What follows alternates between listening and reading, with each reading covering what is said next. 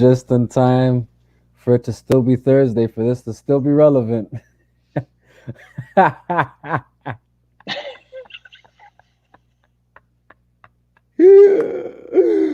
Oh. You pulled it off. You did it. You did it, you son of a gun. I'm a Oh, yeah, master. yeah. I see you got your Guan Yu beard coming along. Yeah, it's coming along well. Zhang Fei, Dong Homage, Zhao. homage Homage to the to to the the Dynasty dynasty. Warrior. Yeah. Oh man. If somebody's gonna pull it off, it's me. Right, right. Oh, you know what? I didn't even want this on just yet. Hold on. Don't mind that banner just yet. Just let's focus on the names. So before we get started, let me go ahead and let Shots by Nino introduce himself. Let him know who you are, what you about, what you is, what we're here for. Yeah, yeah, definitely, man. So as the it says right here, shots by Nino, is kind of the way I brand myself. A smaller part of a greater part of Great Creators Productions. We do video, photos, video shooting, photography shooting, anything basically, but really kind of more specialized in the realm of music videos, Yeah. short filming, just directing, and things of that nature. But yeah, that's pretty much what I do. Um, a brother to another, and yeah, man. See what we got tonight. Yes, sir. Yes, sir. Yeah, I mean, for those who want to see some of his work, you could find him Shots by Nino. He actually, some of my videos that I have are also by him. Um, and he does, he is going to have some other credits to another project coming soon. I just don't want to say much about it because I'm going to wait for my homie to put that out there. When he does, just know it was Shots by Nino that shot it, or great creators for that matter. But yeah, man. With that being said, let's I guess jump into the thick of things. I brought you on for tonight because the topic is Thursday theories. Which is pretty much just discussing, where we believe certain entertainment universes are going to be going with their story arcs and things of that nature. I know you don't have much time, so the one I want you to at least talk about with me is for sure Star Wars relative, Mandalorian. Um, I know you saw that, and I know you have been up to par with Star Wars uh, cinema, for that matter. I think minus the cartoons. I know you don't do the cartoons, but I know you've been watching the films, doing the chronological order thing, and I know you've recently watched The Mandalorian.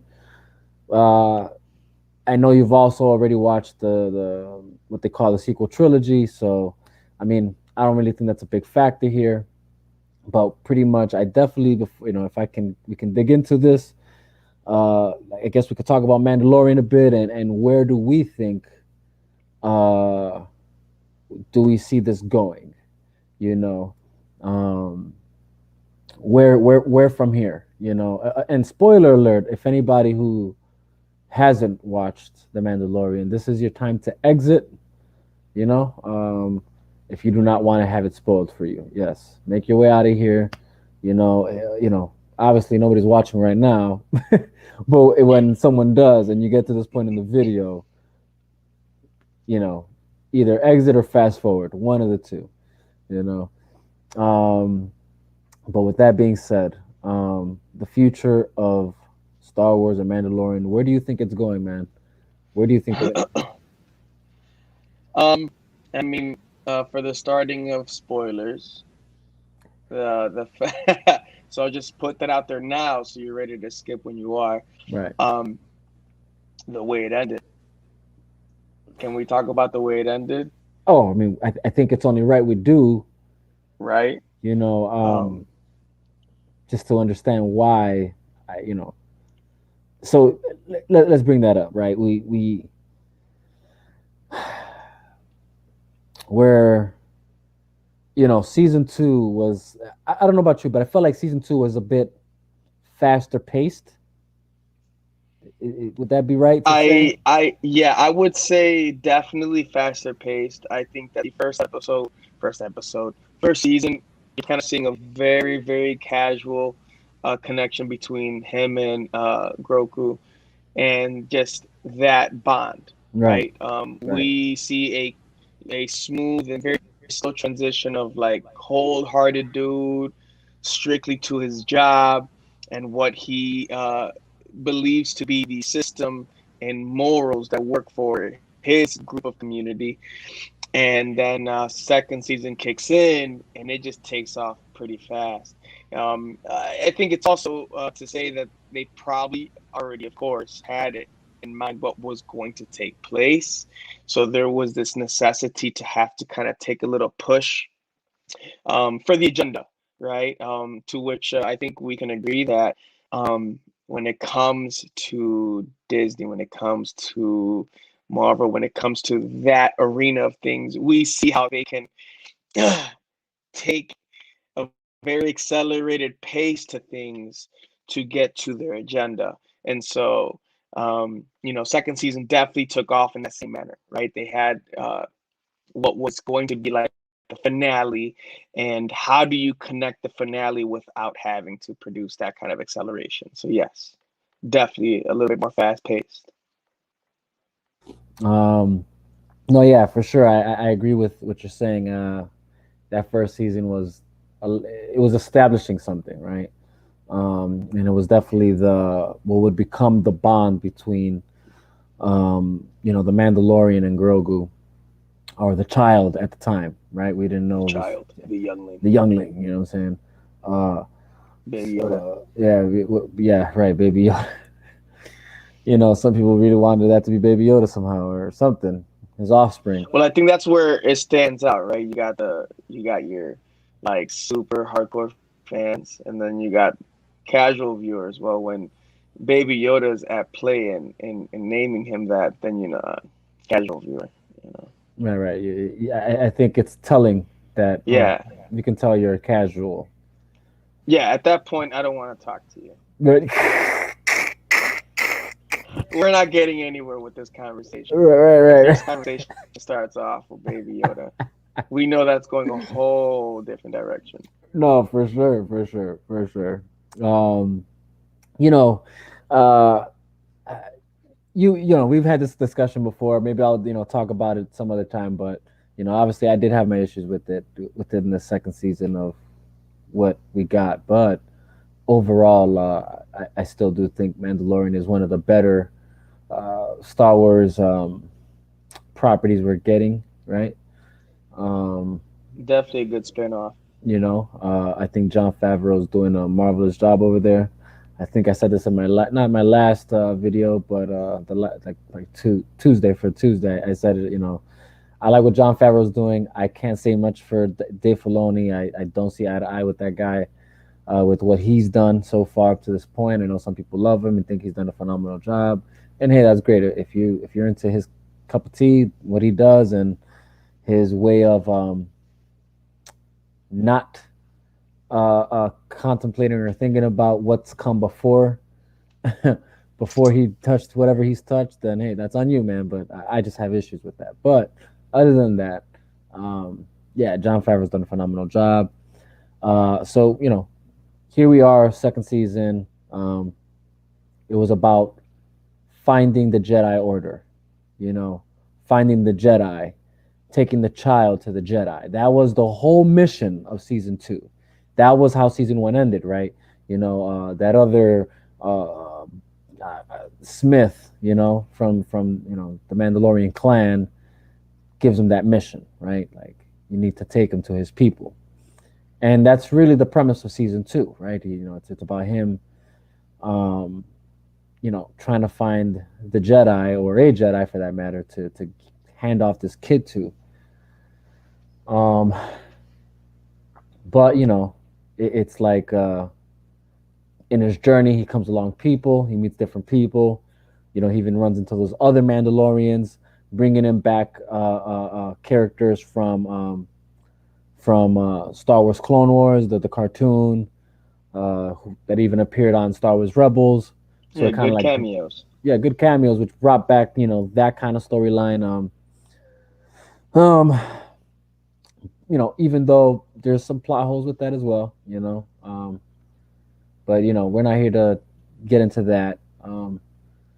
So he meets a few people. We eventually find out the kid's name is Grogu.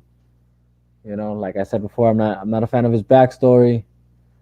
I personally think they could have done Yeah, better. me and you debate. Me and you Yeah, debate. me and you have debated on that, and maybe we'll have one of those episodes, right? But we're not going to focus on that today. Today is about where do we see this going, right? So, but anyways, Grogu. We find out he's Grogu. Um, you know, all this leading to the moment in the end where like Grogu gets captured. He goes to rescue the kid. Um, the bond is more clear than ever.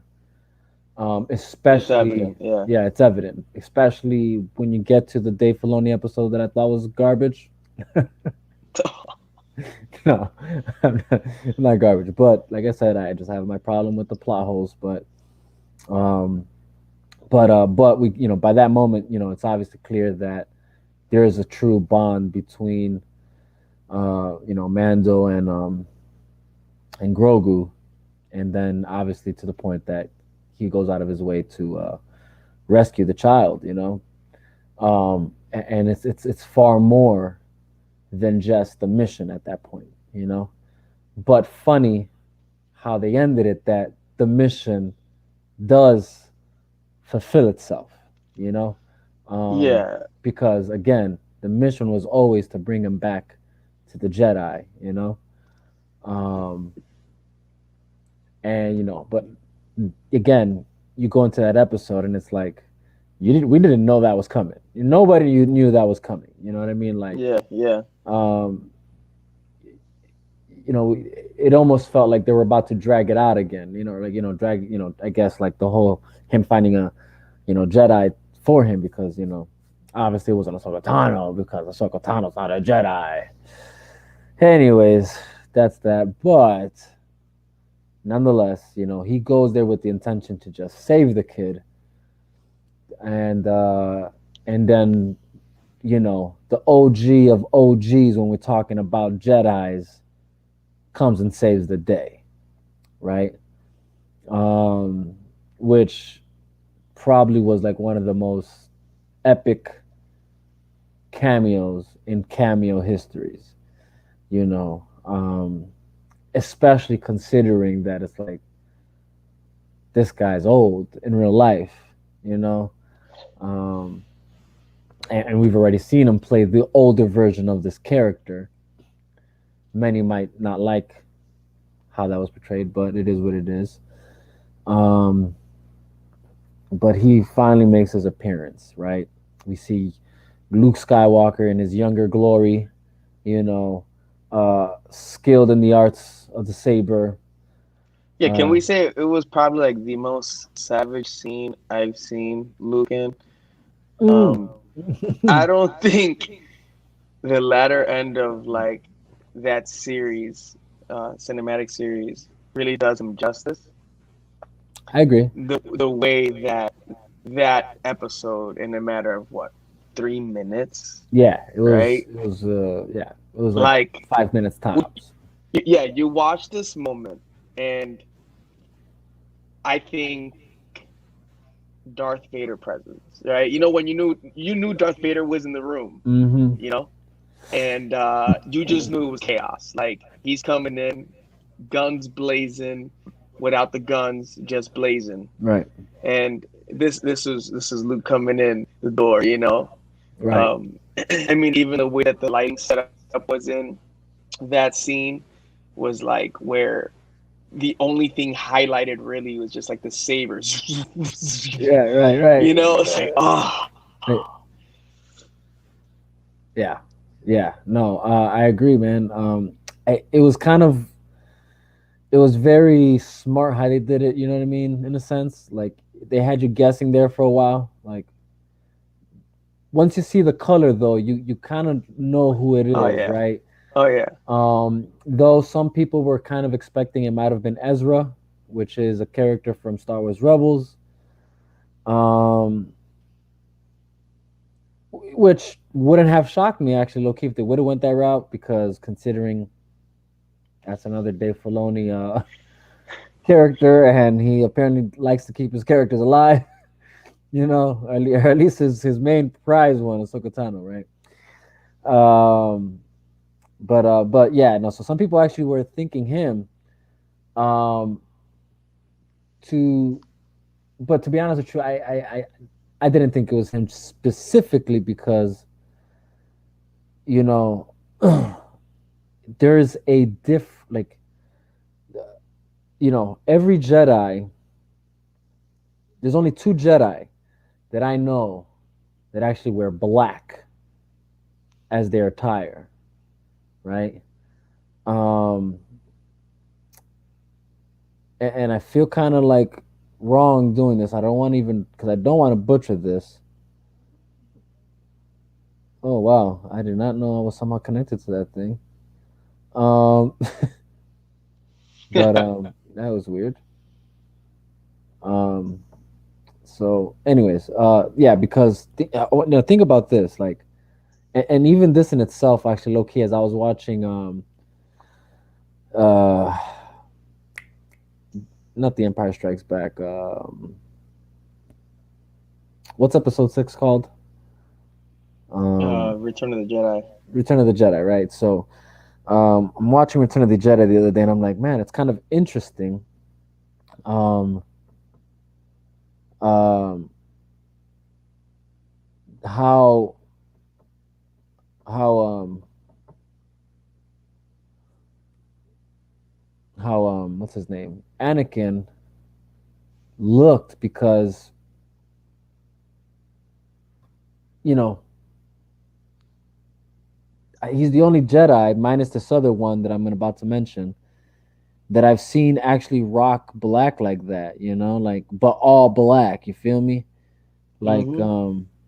the rest have like that beige or dark brown Yeah, get it's up. a. I mean, it's just got this like lighter look. Even when you're watching, let's just say, let's pretend you're watching it for the first time, The Return of the Jedi, and you see Luke in this all black attire.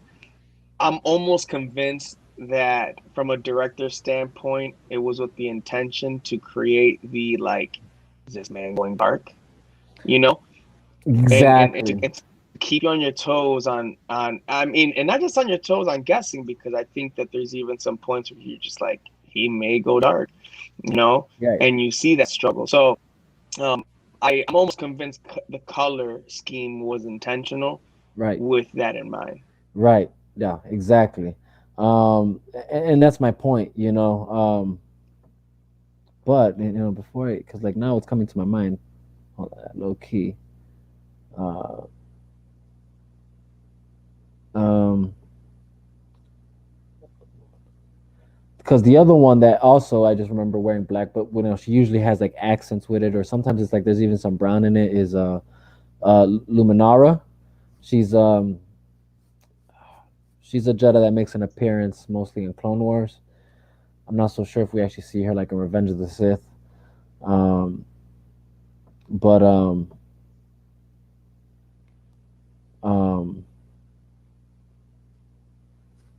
other than that, like I said, my thing is like you don't really hardly ever see any other Jedi actually wear black, minus the only other Jedi that you do see wear black, and this is why I thought it was interesting. Although usually he has like the brown on top, but if you saw under he always had black was Anakin. Right, Anakin's the that's who only I thought about. yeah, Anakin's the only other guy that ever had like a black get up to him. Um, which to me was like the father and son. But then, like I said, when you look at Return of the Jedi, and then you see Darth Vader, he's got the all black, and then then you see his son, and then he's got his all black going on. Even down to the gloves. Like I don't know if you remember, he had the gloves too Oh going yeah, on. yeah.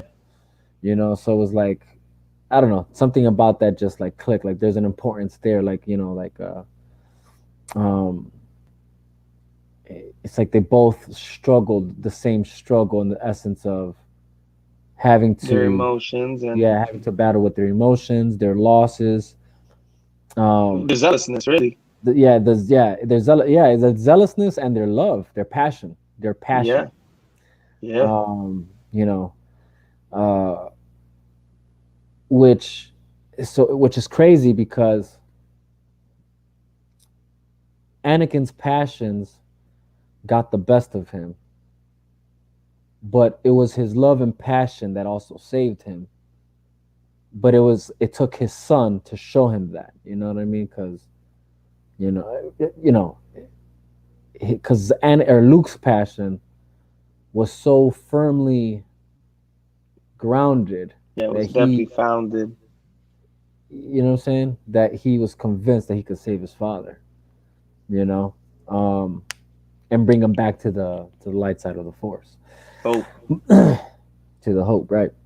So, but all that being said, yes, now you know when you talk about what they've done with this character, Luke Skywalker. Now, granted, like I think everyone can agree, like when if you have watched 4, 5, and 6, and especially if like you watch them like after watching 1, 2, and 3, you're like, oh boy, like those lightsaber battles really, really weren't as great, as they first appeared. When you first saw them prior to the the prequel trilogy of episode 1, 2, and 3, and you see their lightsaber battles, and you're like, oh man, they definitely upgraded.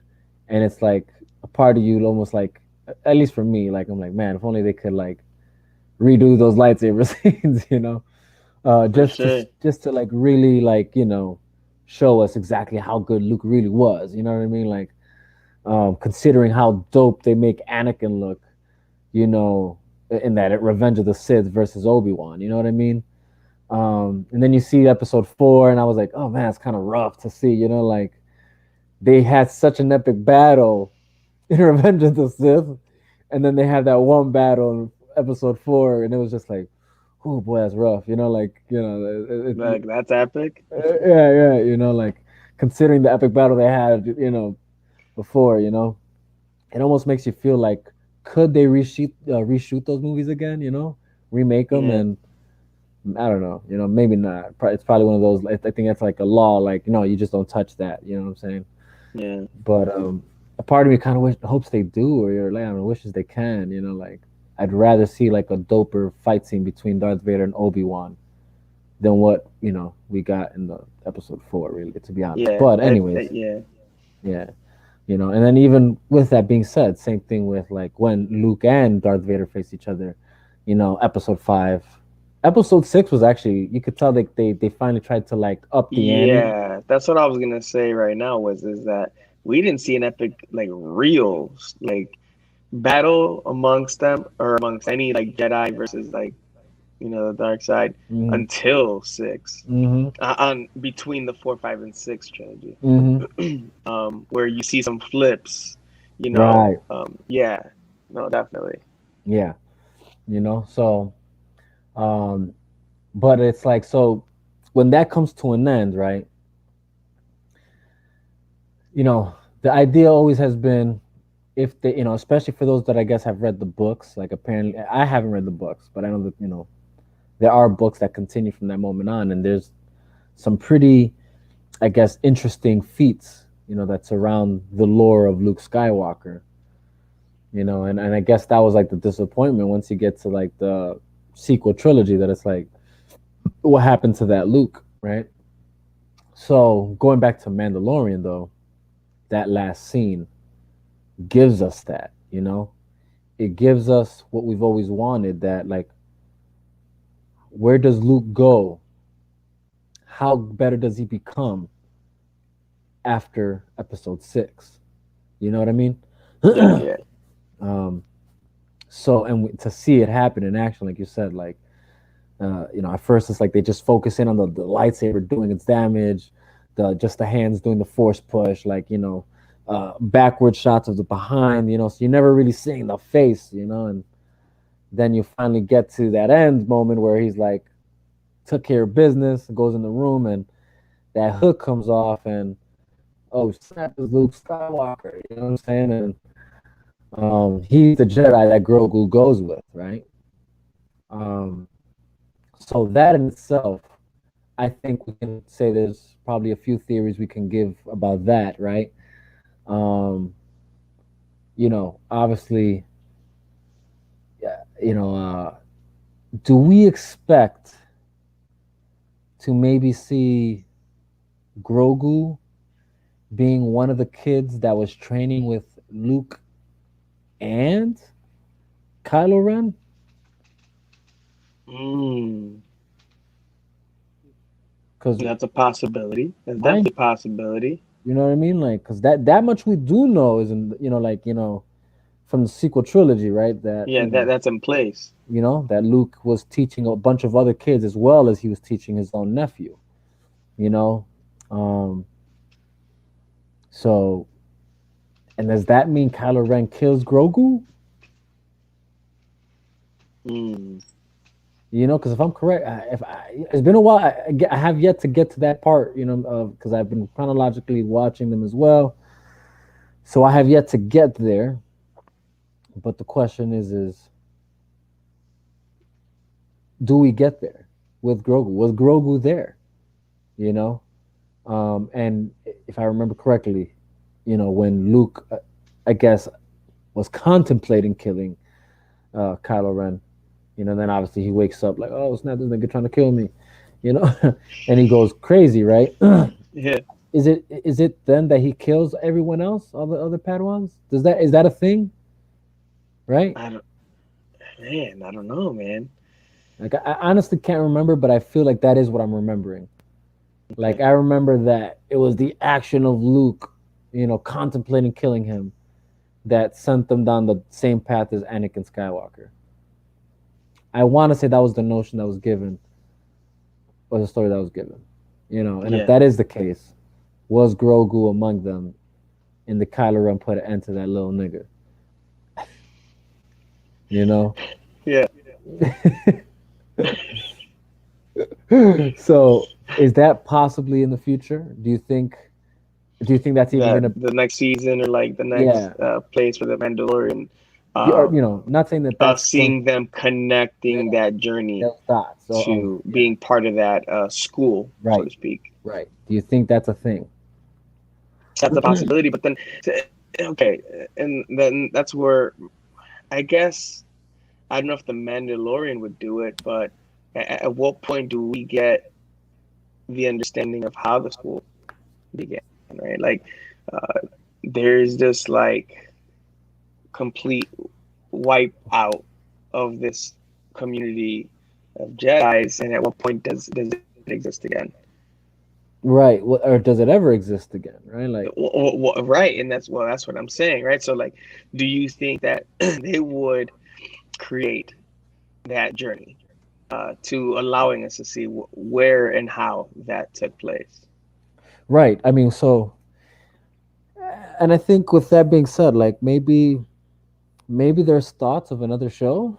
You know, do they really have time to put that into the Mandalorian? Is that something that needs to be focused in on the Mandalorian? Well, right, and that's okay, and that right. So that's where my question would lie is at this point, do we say Grogu takes place into another like whole another series that they put into place? What would that be? Mm, Would we? Nah, I don't know if this would be possible, but would we see a like mini series journey of Luke from that point? mm, I mean, it would be difficult, right? Because I'm sure that they had in place this 5 minute scene to be doable in the CG that we saw, right? I mean, right. because it is Right. what it is. I don't know if it would manage to get through a whole series like that. um, So I don't know. Do they leave it to our imagination? Is this where we see Mandalorian and then we put our own imagination to where that connection takes place? Right, right, right. Because yeah, I think you're right. Like Like open ended, where we kind of choose the path of how that takes place, right, right. And and we see people do it all the time. we see that. Yeah, I did see somewhere online. I don't know if it was true or not, but that there was talks about an actor that they're thinking of hiring to play Luke Skywalker. It'll be the That stand-in. yeah, to do like a stand that looks pretty close to like Luke Skywalker, or I guess for that matter, Mark Hamill.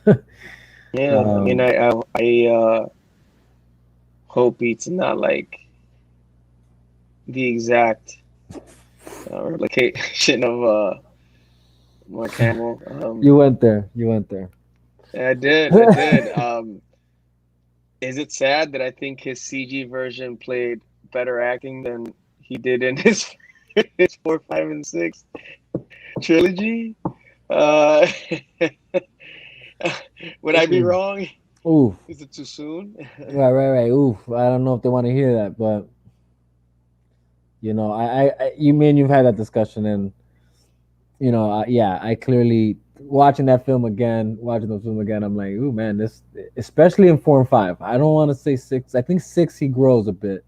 Yeah, yeah, You see the growth, but for sure. you could tell by for sure in 4, like it was rough. It was rough. It Like was, it was. it's like, man, that guy lacked emotion, like I, hard, like to his benefit, a lot of movies back then were like that. You know what I mean? yeah, yeah. You To know, his benefit, he had a supporting slash co-star, that was what I was gonna say who next, who because carried him the rest of this of the trilogy. You that's what know, I was about to say for sure. I feel like for sure Harrison Ford carried the film as far as acting is concerned. I'm look, I'm almost confident that that was like an intentional direction. They're sitting in the conference room. And they're like, guys, Mark Hamill's not cutting it. We need another guy. And I I know Han Solo's not the guy, but we got to find a guy who's the guy for Han Solo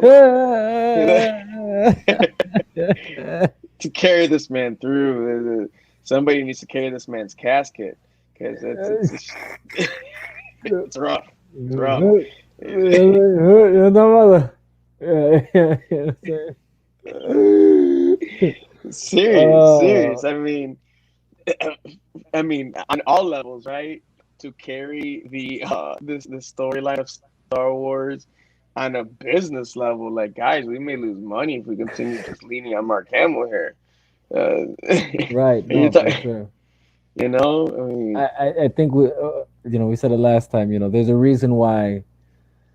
There's a reason why one was a dominant actor, and why one became more of a voice a voice yeah, actor. You know yeah. what I'm saying? Like, Look, I I can probably close my eyes and have a better experience of Luke, ah, ah, and just imagine the acting. right, The right. voice is good.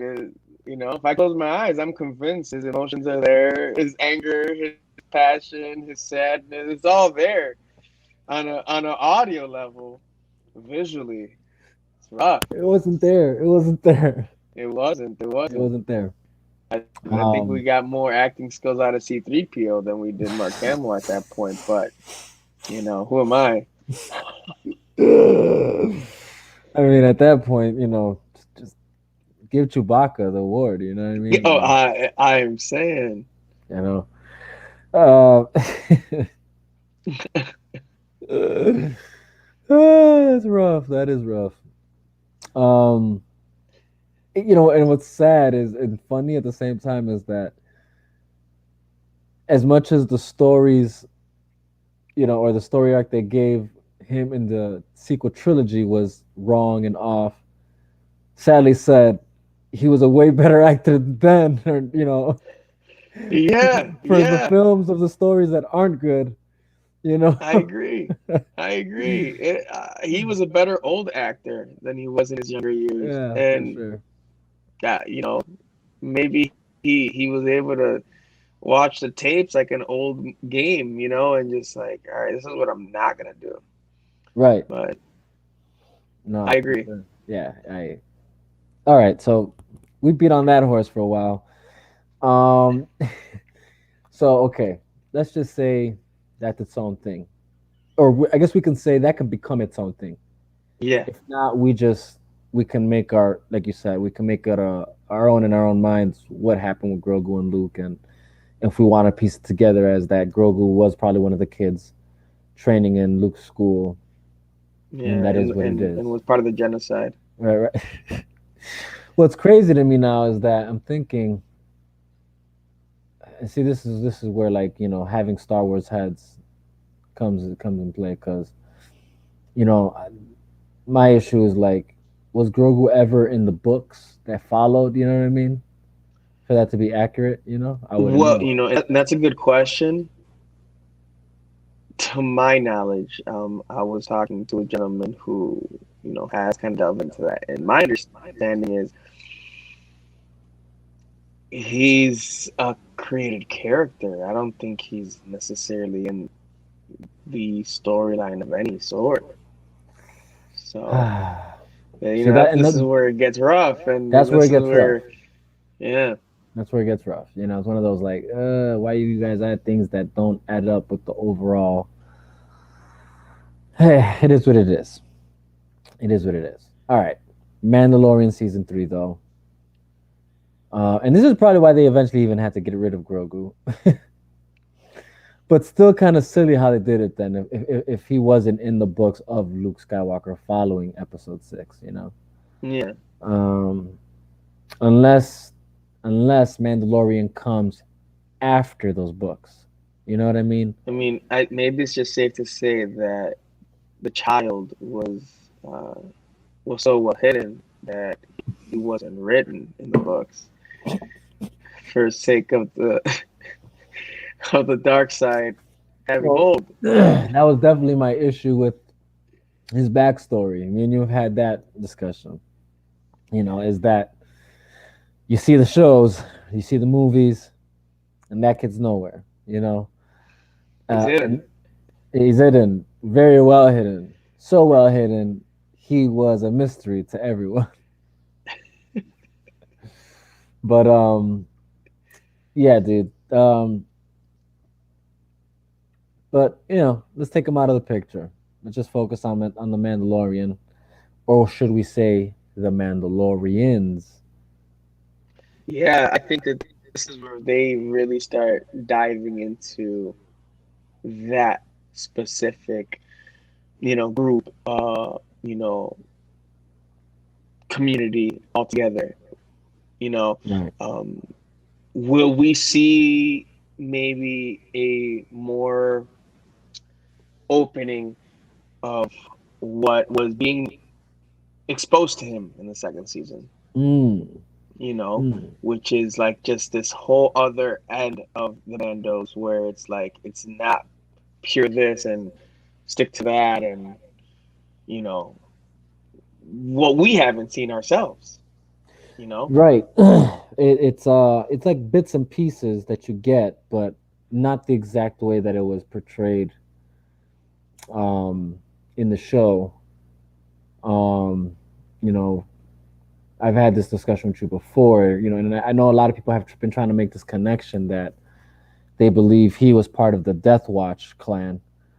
Um, I don't really think that that's even the case, especially because even in those shows, those guys took their masks off, no problem, no Yeah, fuss, no muss. Um, you know, and this is the strife between everybody is that you know according to the lore, Mandalorians don't take their masks off. The original lore, right? That when it was first written, hence why Boba Fett never took his mask off in the original trilogy. You never seen that guy with his mask off ever. When they did episode 2 and 3, and they bring Jenga Fett, and this dude got his mask off. You know, um, so it's kind of like, Yeah, but you also see, and you have to keep in mind that Jango Fett had also already by this point, um, become his own mercenary. yeah, Yeah, yeah, yeah. and That's the, and oh, I was and gonna go there with it too. I do feel that like if there is a reason, that's the reason. yeah, He's by that point you can tell he's on his own path. He's not a Mandalorian anymore. I guess right. what makes I mean, that, he probably had seen gaps and just flaws within that kind of structure. yeah, no, for sure. I mean, that kind of because of even the manner he went to pretty much having his own child. You know what I mean? Boba. Yeah, exactly, exactly. Um, but I guess still makes you wonder. Then why would Boba Fett keep his mask on in the original trilogy? But then again, it's not like he was a character that was fully focused on either. You know what I mean? So No, you he can't was really, I mean, a hard side character. yeah, very very hard side character. So like, I don't think it's even safe to like use that as the reason to like say like, no, even he never took his mask. I think it's, I mean, yeah, like I get your point. You're right, but then again, he wasn't a focal point to the story. You know what I'm saying? No, the Like, only time that we really saw him was in the forefront amongst people, which that is normal. We see mhm, that. I mean, aside from like closed circle or closed doors, is the only time that we've seen people without their masks, right, or helmets. right, exactly, exactly. Um, so that being said, yeah, like the whole clan thing or different types of Mandalorians with different types of ideals. It's like brushed on, not really focused on. So yeah, I think in this season we're definitely going to see more of that, but more so because I personally believe this season is going to focus in on Mandalorian, that the planet. You know what I'm saying?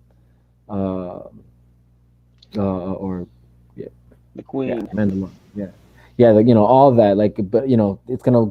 I feel like it's gonna take it back to Mandalorian and um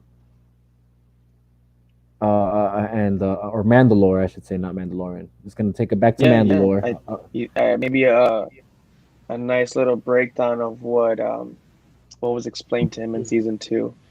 Kind of just the fall, right? We didn't really see that. Well, I think you told me that there was a little bit of that in Clone Wars, right? Yeah, no, they do touch on it actually in both Clone Wars and Rebels. There's references to there's a closer look at at Mandalore and the Mandalorians in those two shows.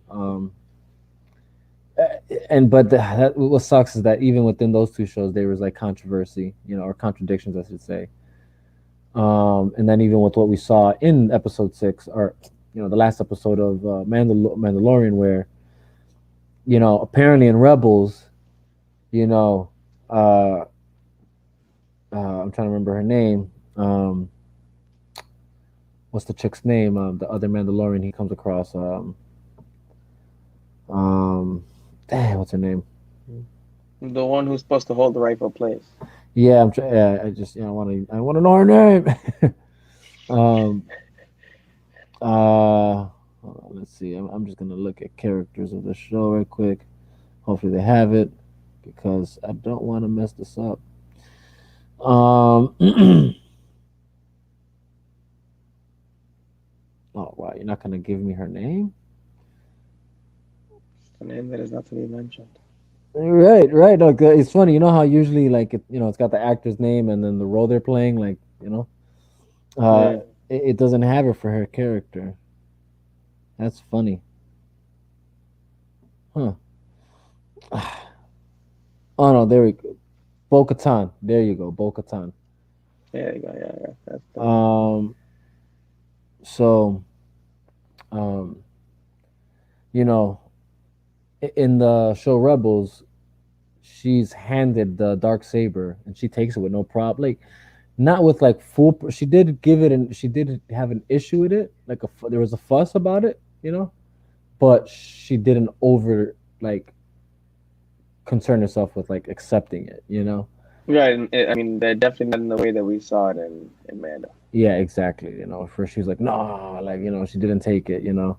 Um, but then there. So you low key now that you're saying there actually might be a history lesson, and I think there has to be one, rightfully so, because the way Rebels ends, or not the way it ends, but as far as like that Mandalorian chapter that they touch on in that show, Bo-Katan had the dark saber, and pretty much for her to like reclaim Mandalore. So how did she lose it? How did Moff Gideon get the dark saber? Yeah, I'm almost sure that that's something that will be in place in season three. Right. I think the breakdown of that, I mean, how those before her, lost it, and I know that that's also shared a little bit in the series, No, it is. It the is because animation series, but Darth I Maul wouldn't actually had doubt it. that Yeah. yeah, I wouldn't doubt that they would re-implement a little bit of it into the season. Right. Right. Um. Yeah. No, I don't doubt it either. I feel like it's definitely gonna be a nice little history lesson there for us to know what happened, how to go down, and then I feel like it'll take us back to the present. Um, or maybe they might do like the whole CW twist, the whole back and forth. Yeah. Um, you know, this back to present, past, present, past, present, past, present. Yeah, Um, I could see them kind of doing this whole like, I mean, look, it's obvious that season three, I think, will definitely have a lot of this element of like uh redemption, so to speak. She's gonna feel the need to have to earn her rank back, right? right, There's definitely gonna be this plot, and I'm pretty sure it'll be the main plot, at least for season three, of her trying to attain that back. And I'm sure in the process of plotting, we will have glimpses of like just some flashbacks of, you know, her reasoning right. as for wanting it back and wanting it back in the way that she wants to attain it. Mm, Right. right, right. You know, All right. Hold on, give me a second. Let's because go. especially for the casual viewers. No, yeah, right. No, for sure, for sure. Yeah, I get what you're saying there. Because like there's a lot of people that are watching that show that aren't really fully into the um lore of it all, into the whole lore of Mandalore. But The lure let of me Mandalore. let me go ahead and let's welcome ET into the show. ET, what's going on, bro? I don't What's know up? if What's you're. up? What up? Hey, hey, hey. You're jumping in while we're wrapping up our theories on Mandalorian and where it's going in season three. I don't know if you've been keeping up with it. Yeah, man, well, definitely we're not gonna see Grogu for a while. That's for sure. Right, So no more Baby Yoda for probably a whole 2 or 3 seasons, maybe right, even longer than that, because Luke is training him. So right, honestly, the ways I feel like the way season three could head to, man, it could head any direction. Because that last battle literally like give us so many questions. Like, man, what's gonna happen with Goku? Are we gonna see Luke again? Are we even gonna see right, Ahsoka Tano again? right, right. And not only that, what's gonna happen to Mando now? What you know, he gave, he His pretty whole much direction's gonna gave change. his child away. Right, You right. know what I'm saying? Not only that, Grogu was his main mission. So now I'm wondering, what's this next step? What's the next mission? What's the next thing that he has to do? Because it's a lot. It's a lot of That questioning just because of the fact that that season ending for season two left it all it with was a big so many cliffhanger. like, Yeah. yeah, big cliffhanger and a lot of open like, Um, they ways it's a to go. lot like of Yeah. questioning. Yeah. Yeah, I So agree. I agree because like that, we did touch on the whole Grogu aspect earlier. You know how we do believe that's gonna be its own thing. Like he's no longer, that's not a thing. Obviously, we know he's with Luke now, so like you said, he's gonna probably be gone for like a few seasons or whatever. I wouldn't be surprised if they do their own spin-off show with that. I think they can. Um, I think like you said, the yep. question is Grogu was his mission. It was about him, bringing him back to who he belongs with his own people, the Jedi. That happened. That mission is complete. What do you do next? Um, and I personally believe we're about to see. Uh, if I were to probably call it anything, is Mandalorian Wars or something like that. The war on Mandalore, where it's going to be the present war that Bo-Katan and Mando and the rest of the Mandalorians are the present war that's about to take place for them to reclaim Mandalore. And then like our me and Nino were just discussing, we do believe we're also going to see history lessons on the wars of Mandalore for us to get more familiarized with what really went down. How did Moff Gideon come across the dark saber when we know that in Rebels Bo-Katan had it last, you know. Yeah, So that's another thing too. I think that we're also going to see sub stories of Moff Gideon.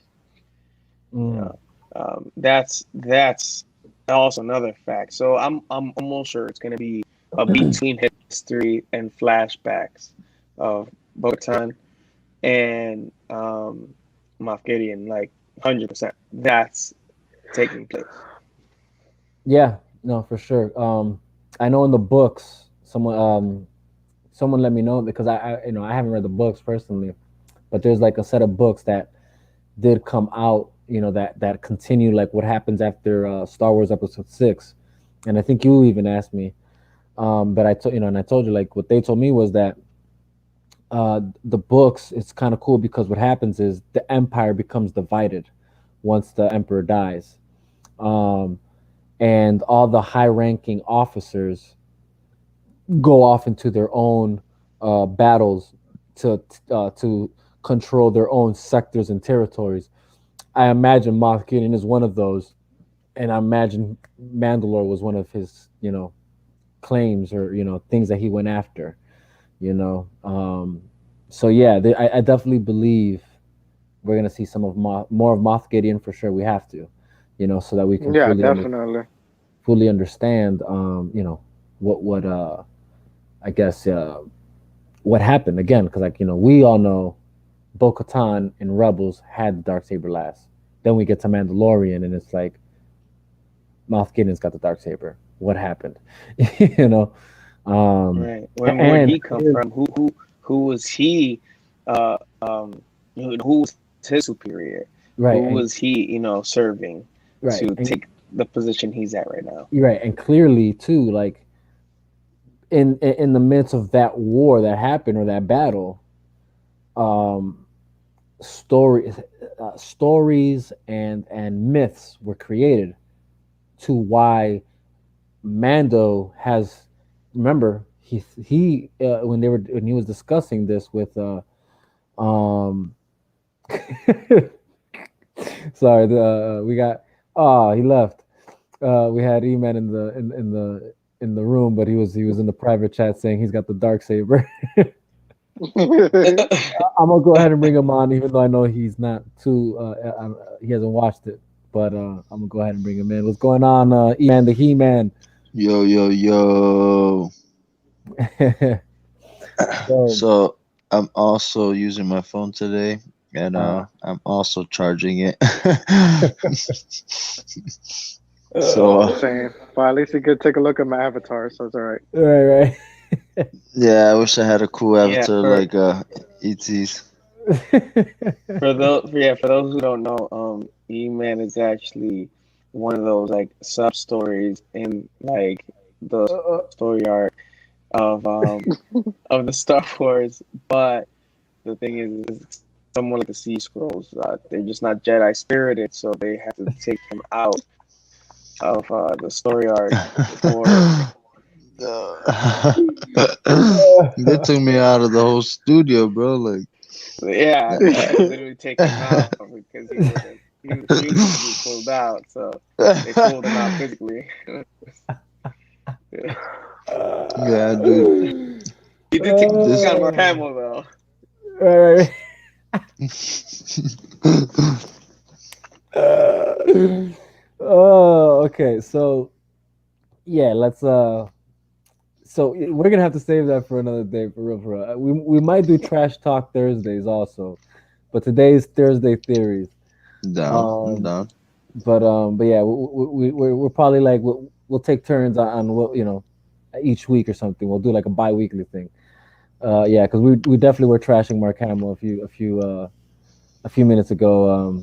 But we didn't want to focus on that. So but here, yeah, I think like I was saying, here we are where um you know we last saw when Mando was talking to Bo-Katan. It was about he was like, there's no Mandalore anymore. He's under the impression it's all been blown up to pieces, due to the war, you know. So how did that come about? There's so much to touch on when it comes to the lore that surrounds Mandalore, and the wars that happen. And I believe what we're really going to get is also the war to come. I believe that's the new mission. The new mission is to retake Mandalore.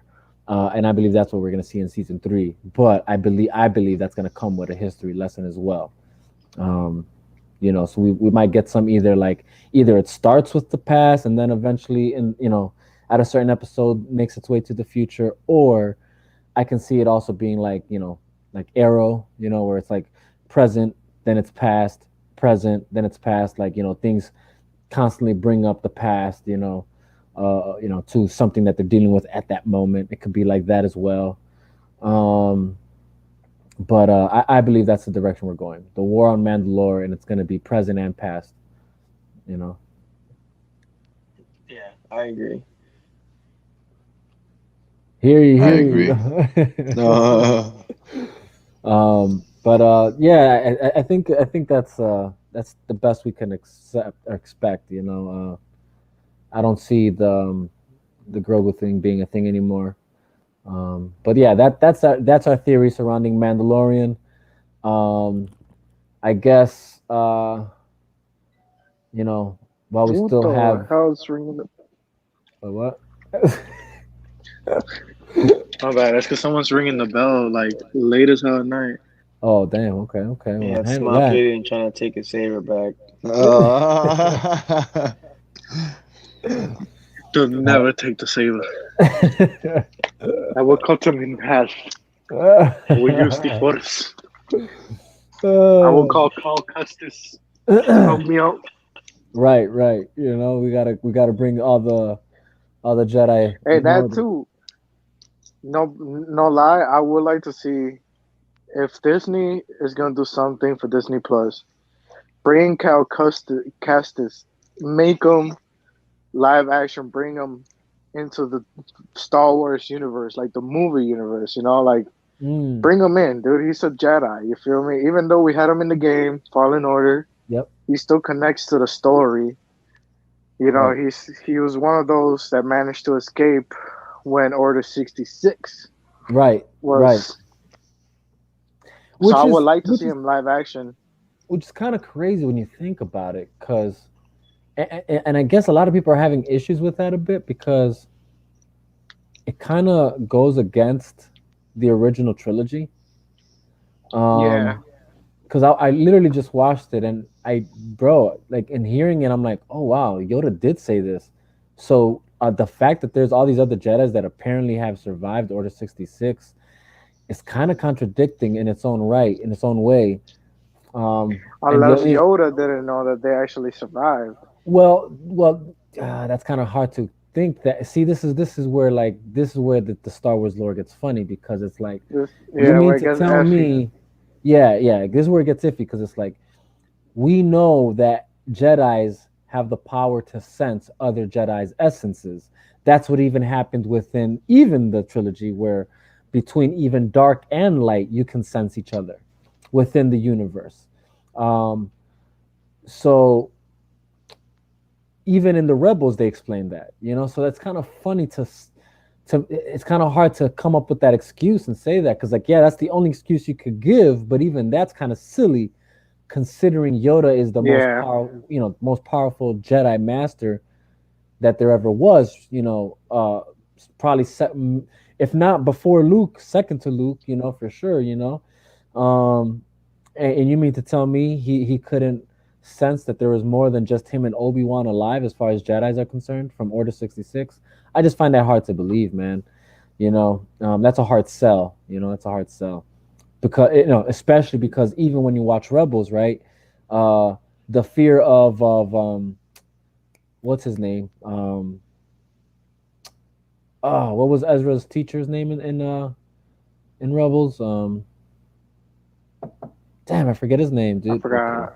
It's Um, man, what been a in the while. We world? watched It's been a Rebels in a while since I while. watched. Yeah, it's been a while. Um, but all that to say that, he tells Ezra, like, the one of the things he fears is that even the dark side guys, or like, they're just the Emperor himself, or that those not even the Sith lords, they're not Sith lords, I forgot what they were called in that show, but that he was afraid that um Kanan is his name. He told him that he was afraid that they're going to be able to sense him, because the more powerful he gets, the more the aura, I guess, of the Force is going to be recognizable amongst other Force sensitive beings.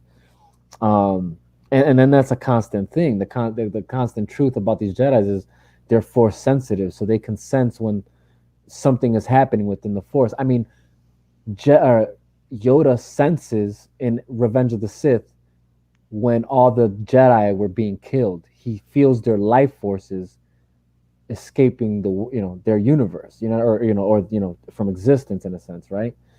Um, Yeah, so again, it's a very hard sell to tell me that Jedi survived and Yoda didn't know, but that's whatever. That's the world we live in now, right? So it is what it is. Um, but where were we going with this? Oh yeah, bringing in like other Jedi's and stuff. Yeah, no, that would be dope. That would still be dope though to see, since that is a thing. yeah. Not gonna lie. Yeah, I mean, Yeah. he is a good character. Cal Kestis is a good character in the game. Like I honestly liked him a lot. And I don't know, it's kind of weird because supposedly the game is canon to the Star Wars universe. So Right. it's like I Right. don't know, Star Wars is just contradicting themselves at this point. Oh wow, I never even went with the banner. I What's never put up the banner. Oh wow. Okay. Well, guys, we were talking about Star Wars Mandalorian, obviously. So. Oh, okay, I was gonna say Yeah, like, No, yeah, no, I just totally forgot to put it up earlier when me and Nino were talking about, or shots by Nino. hey, Um. what race is Darth Maul again? Oh. Uh. He's what's that planet called? He's a brother of. It's called the something order, because they're like, that planet is an order of sorcerers and. Wasn't it in the makes that they were gonna like bring uh like almost like a main storyline for him and his culture, or well, his people. Maybe, and I could see why they would. Um, Malachor, is that? Yeah, that was the name. Malachor. Yeah. Malachor V. A dark planet with an even darker history. Malachor is a location Jedi are told from a young age to avoid. Home to an ancient Sith temple, it was once the location of a heated battle between Jedi and Sith. Wait, no, that ain't even it either.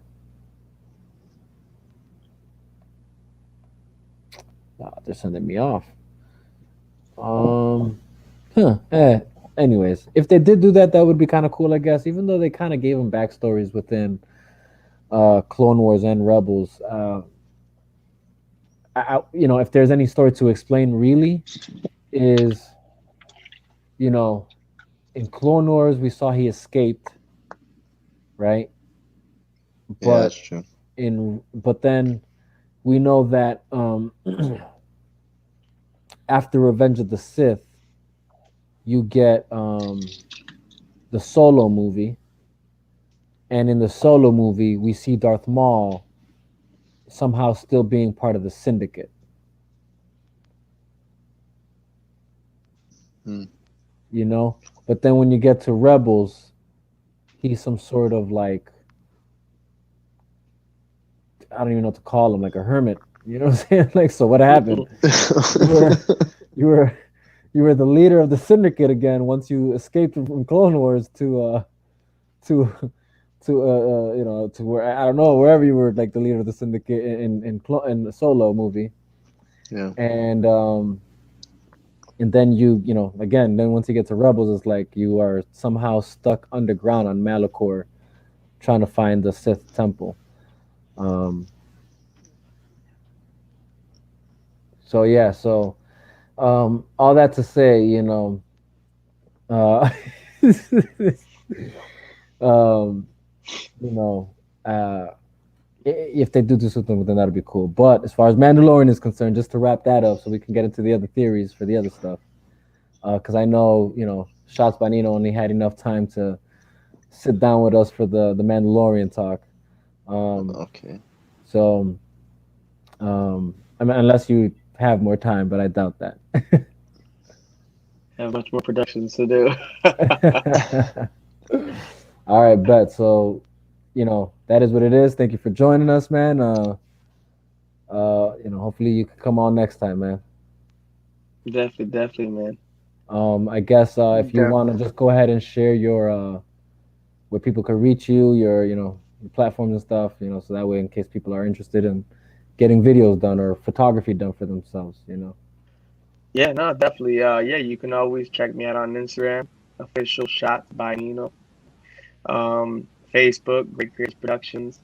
Again, I'm just a small part to a bigger team that deals with photos, videos, and like I said, more so involved in productions of like music videos, short films, and just directing of any kind of sort in that nature.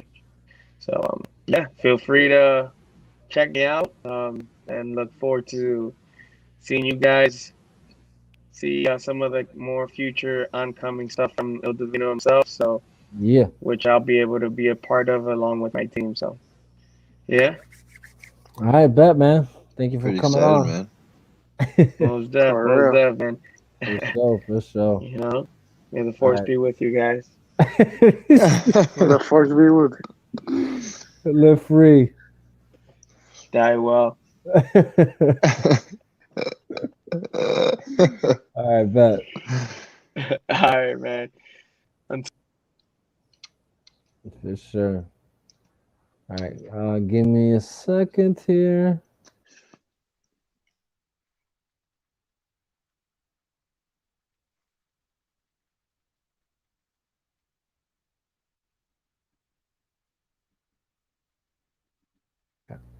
All right, guys, I'm back. Um, so let's go ahead and chop into the. I don't know why I saw so like, I was trying to say jump, but then chop came into my mind, so I said, let's go ahead and jump. Um, so okay, we got a few more things to theorize on. I'll let you guys decide.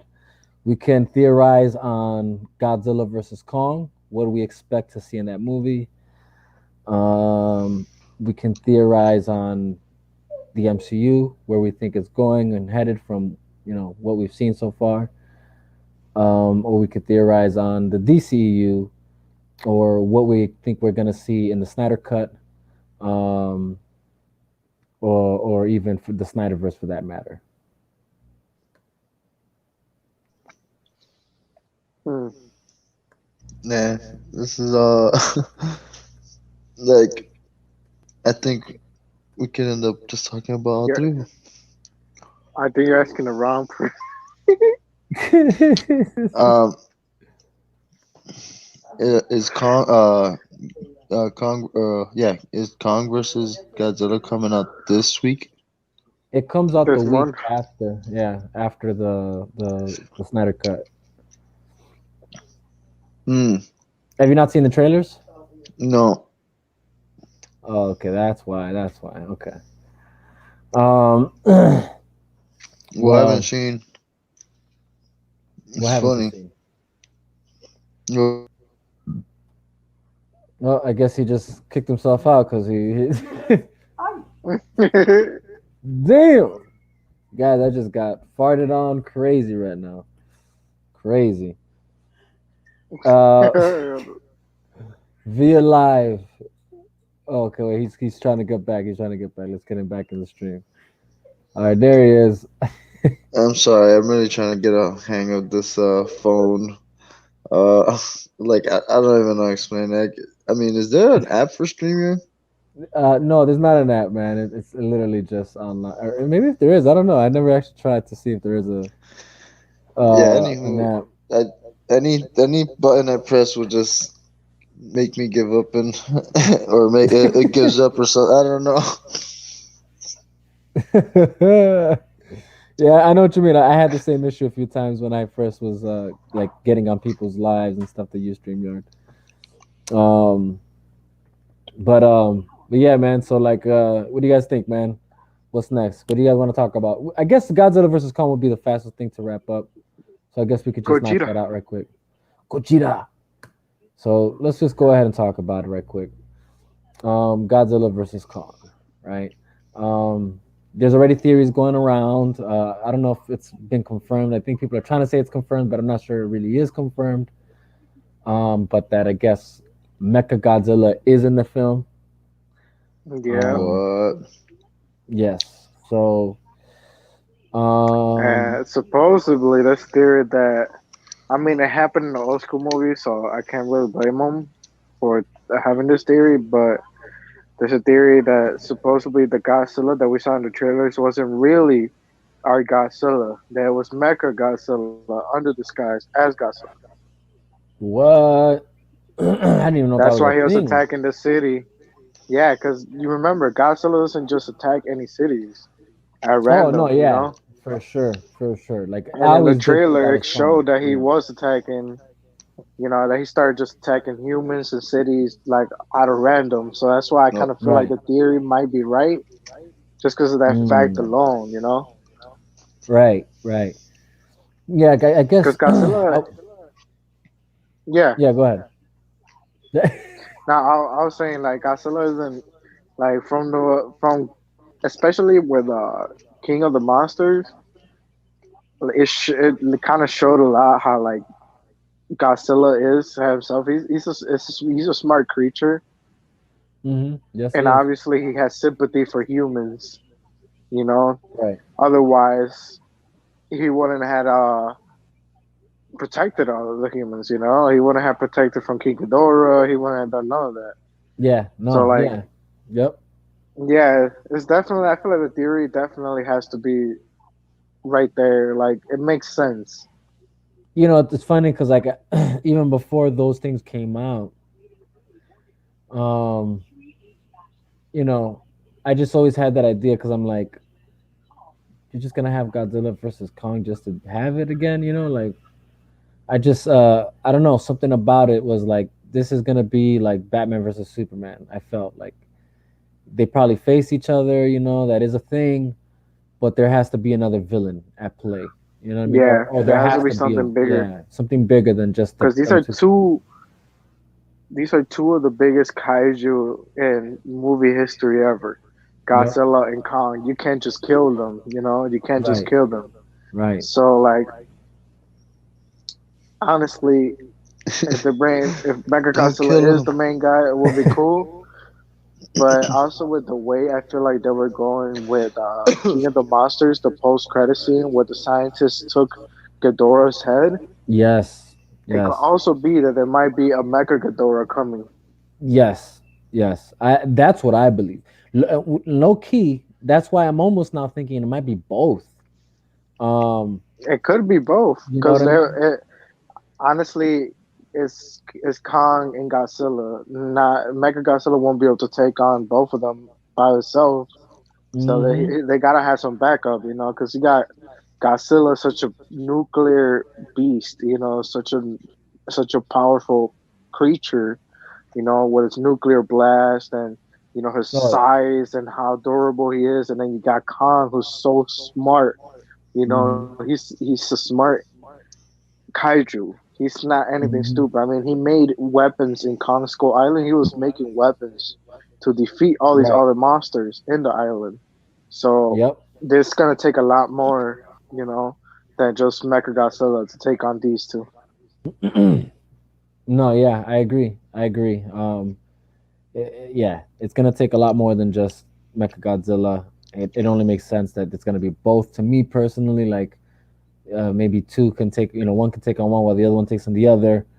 Um, because yeah, it's just like because in my mind I'm like, even when I thought it was just gonna be Mechagodzilla, because at one point I thought that Yep. was all it was going to be, because I'm like, because like you said, that post credit scene at the end of King of the Monsters is, they Ghidorah's head still was around, so I was like, okay, that's got to be for trying to create Mechagodzilla, right? So then we get the announcement Godzilla versus Kong is the next movie, and I'm like, that's when I was thinking in my mind like, you know, um, that like um, it's going to be like BVS, where it's like King Kong and Godzilla are gonna face each other at first, but then King Ghidorah, well that was his name in the, but Mecha Ghidorah comes out and um that was the main guy, right? But even thinking about that, like it's like, well, Godzilla, you know, was able to take on Ghidorah by himself.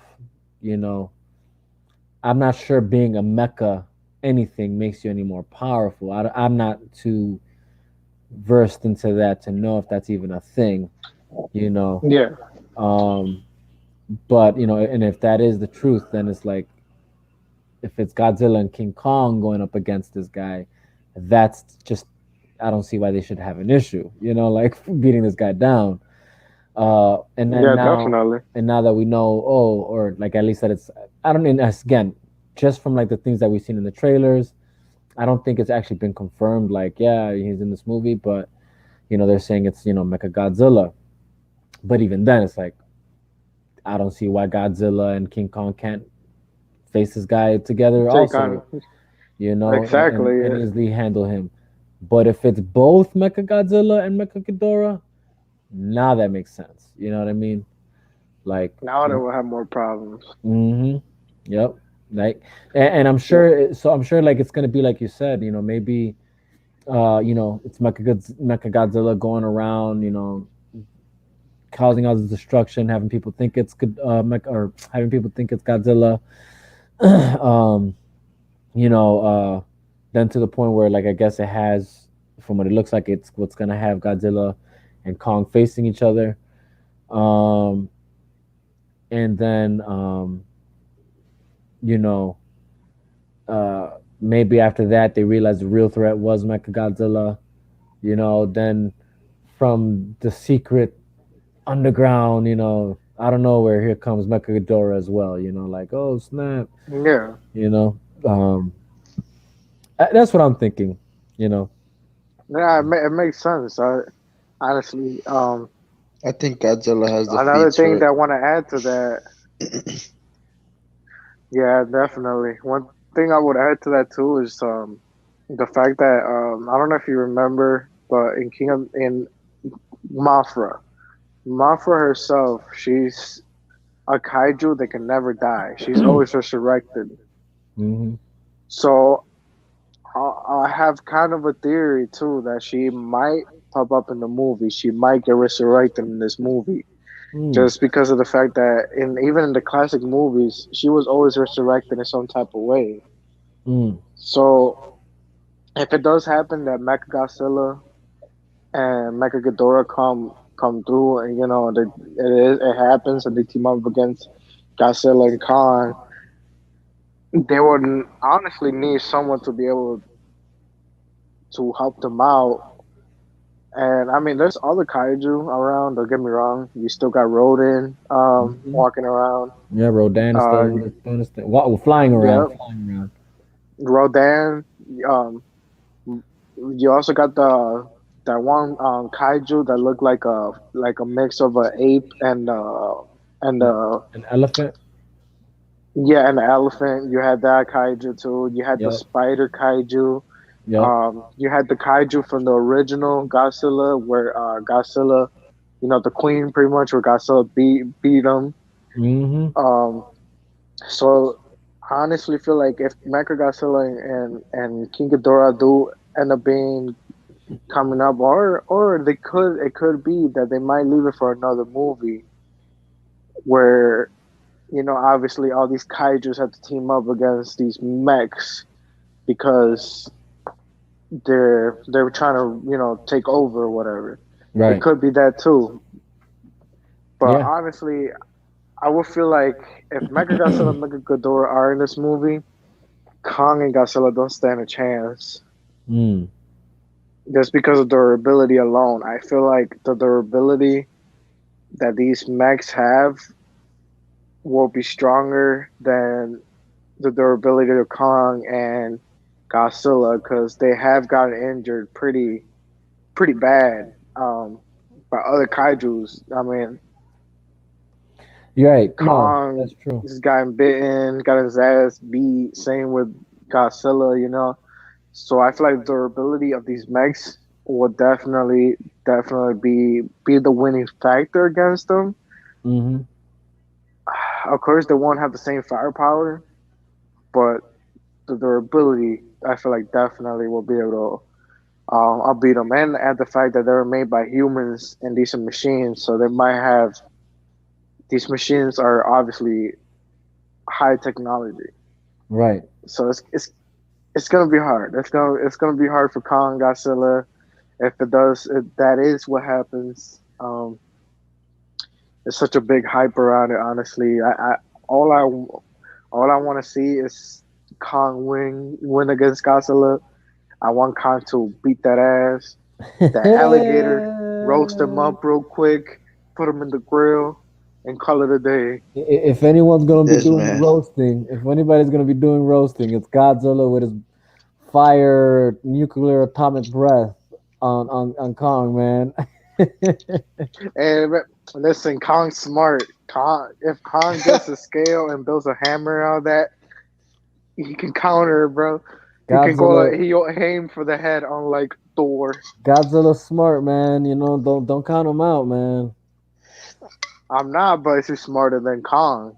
I- Hmm. Could be, could be. I don't want to say he's not. I don't want to say he's that he is or that he isn't. But what I do know is he is just as smart.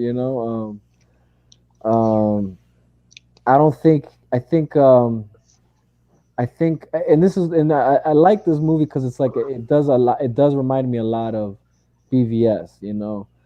Godzilla in Yeah, this picture for sure is Superman, and I say that because obviously he's the one with the more superpowers, souped up. You yeah. know, He's an alien at he's that an too. So it he kind doesn't of have makes to sense. rely on weapons and things like that. He's got his own powers. King Kong, on the other hand, is like Batman. It's like, okay, I might not have no superpowers, but I'm gonna have to put some things together to bring you down. With that being said, if this is truly going to mirror a mirror image of what we saw in BVS, then yeah, I could see them giving the W to Kong because it's like, he is. In all honesty, like I don't. If anybody thinks that Kong isn't the underdog here, like he is.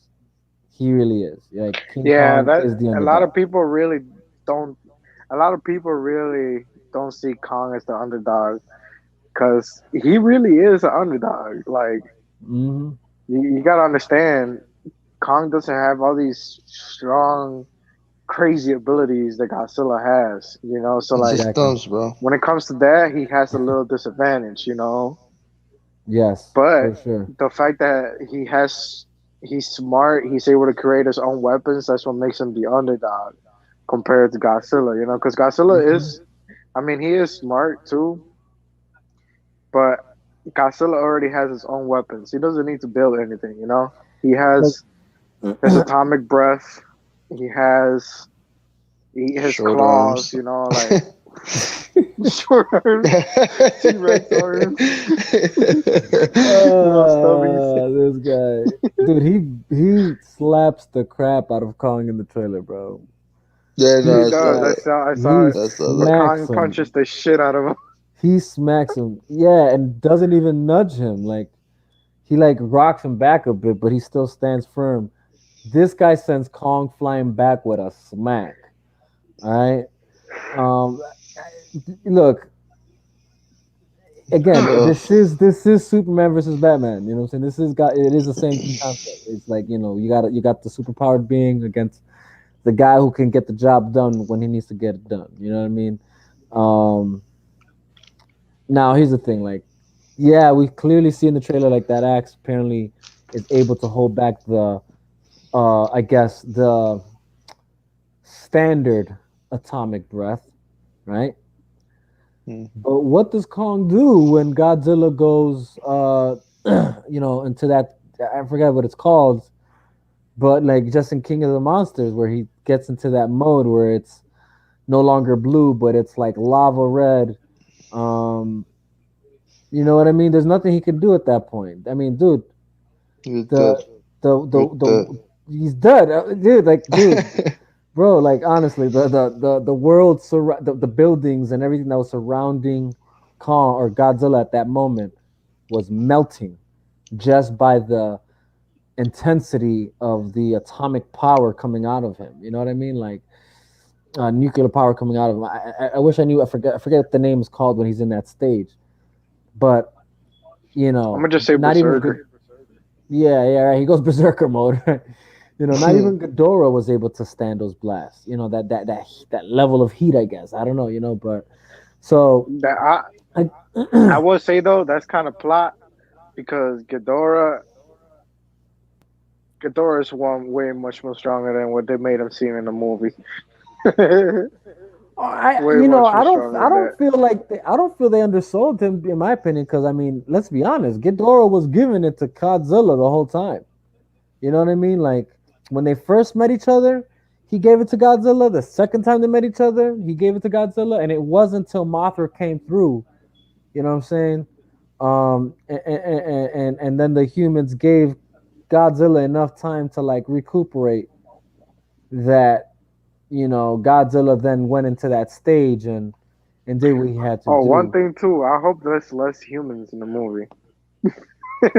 It's I I want to hear see more you. kaiju. I want to see I more boom. I I I I I He don't know said, how. "I want to see more boom."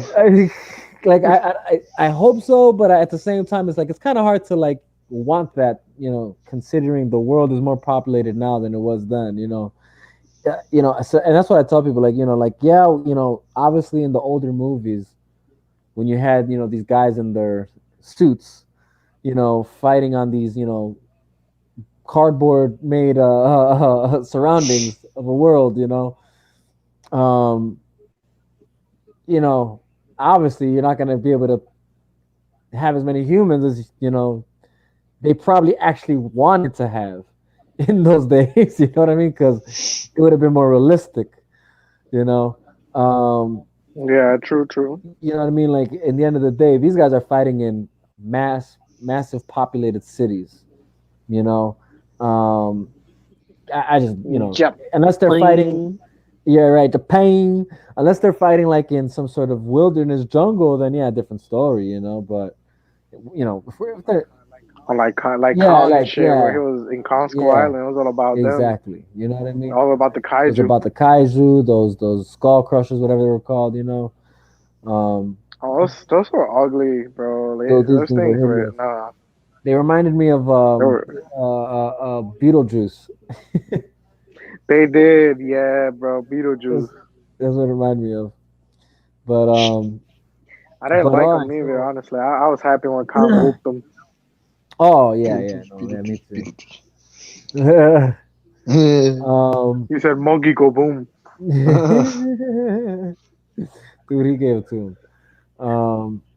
So okay, cool. So I think we could all agree, like we definitely think it's gonna be Mecha Godzilla, Mecha Ghidorah.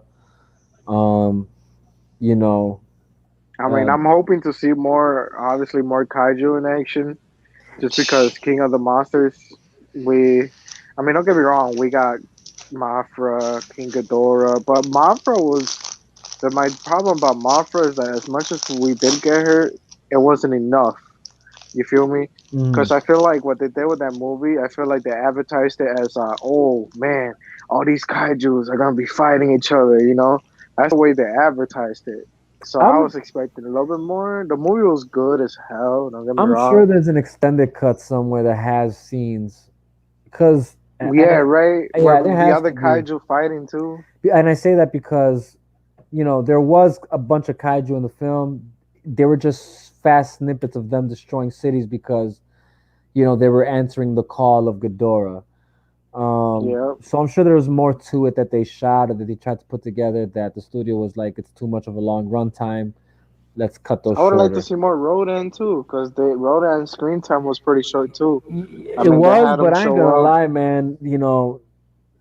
Watching that like on the big screen, dude, that was fierce. Like the way they showed It him. was Like it I was was fierce, scared. I'm but like I man, was scared for those people in that city. Like I'm like, yo, they're dead. They're dead. Like seeing him just fly by, right, and the power exerting from his speed, crushing buildings was insane. Um, and the heat too.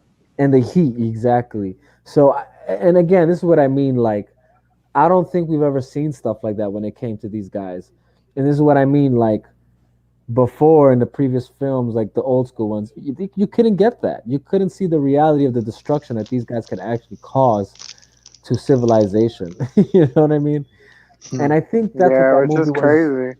I think that's what that movie was trying to portray, is that realistically speaking, all these kaiju's existing is a problem. You know, for us as human beings, because we are not prepared in any way, At shape, or all. form Yep. for these creatures, and these things will cause destruction, right?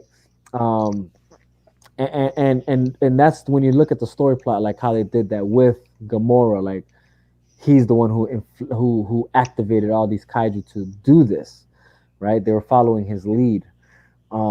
So it established that whole, you know, who is really king? You know what I mean? Ghidorah or Kong, or not Kong, Godzilla. Um, who at the end of the day, who has the say so? Who do they follow? You know what I mean? And then once you get to the end, Godzilla takes care of business. All the kaiju bow to him, minus Kong, because he apparently can make weapons, but apparently he can't make himself a boat to get off of Sky. or what they did explain it, that he never wanted to leave the island because he does protect it. He protects the Yeah. creatures Yeah, that's his. from the That's his island from those territory. That's his skull terrain. looking ugly, mm, Beetlejuice looking. Beetlejuice looking, head looking, skull crusher creatures. Yeah, I swear. I will say this, and this was something I was telling somebody.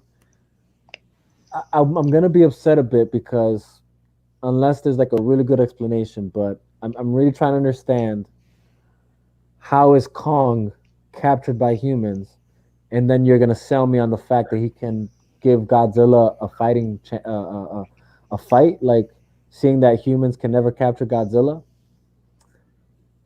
That's gonna be something That is hard to, one thing they would have to explain, because you know. I mean, unless they were able to capture him using a kaiju against them or a mech, which would explain it. But if they just said that humans just captured him, it would be kind of, yeah, I don't know how it would feel. Unless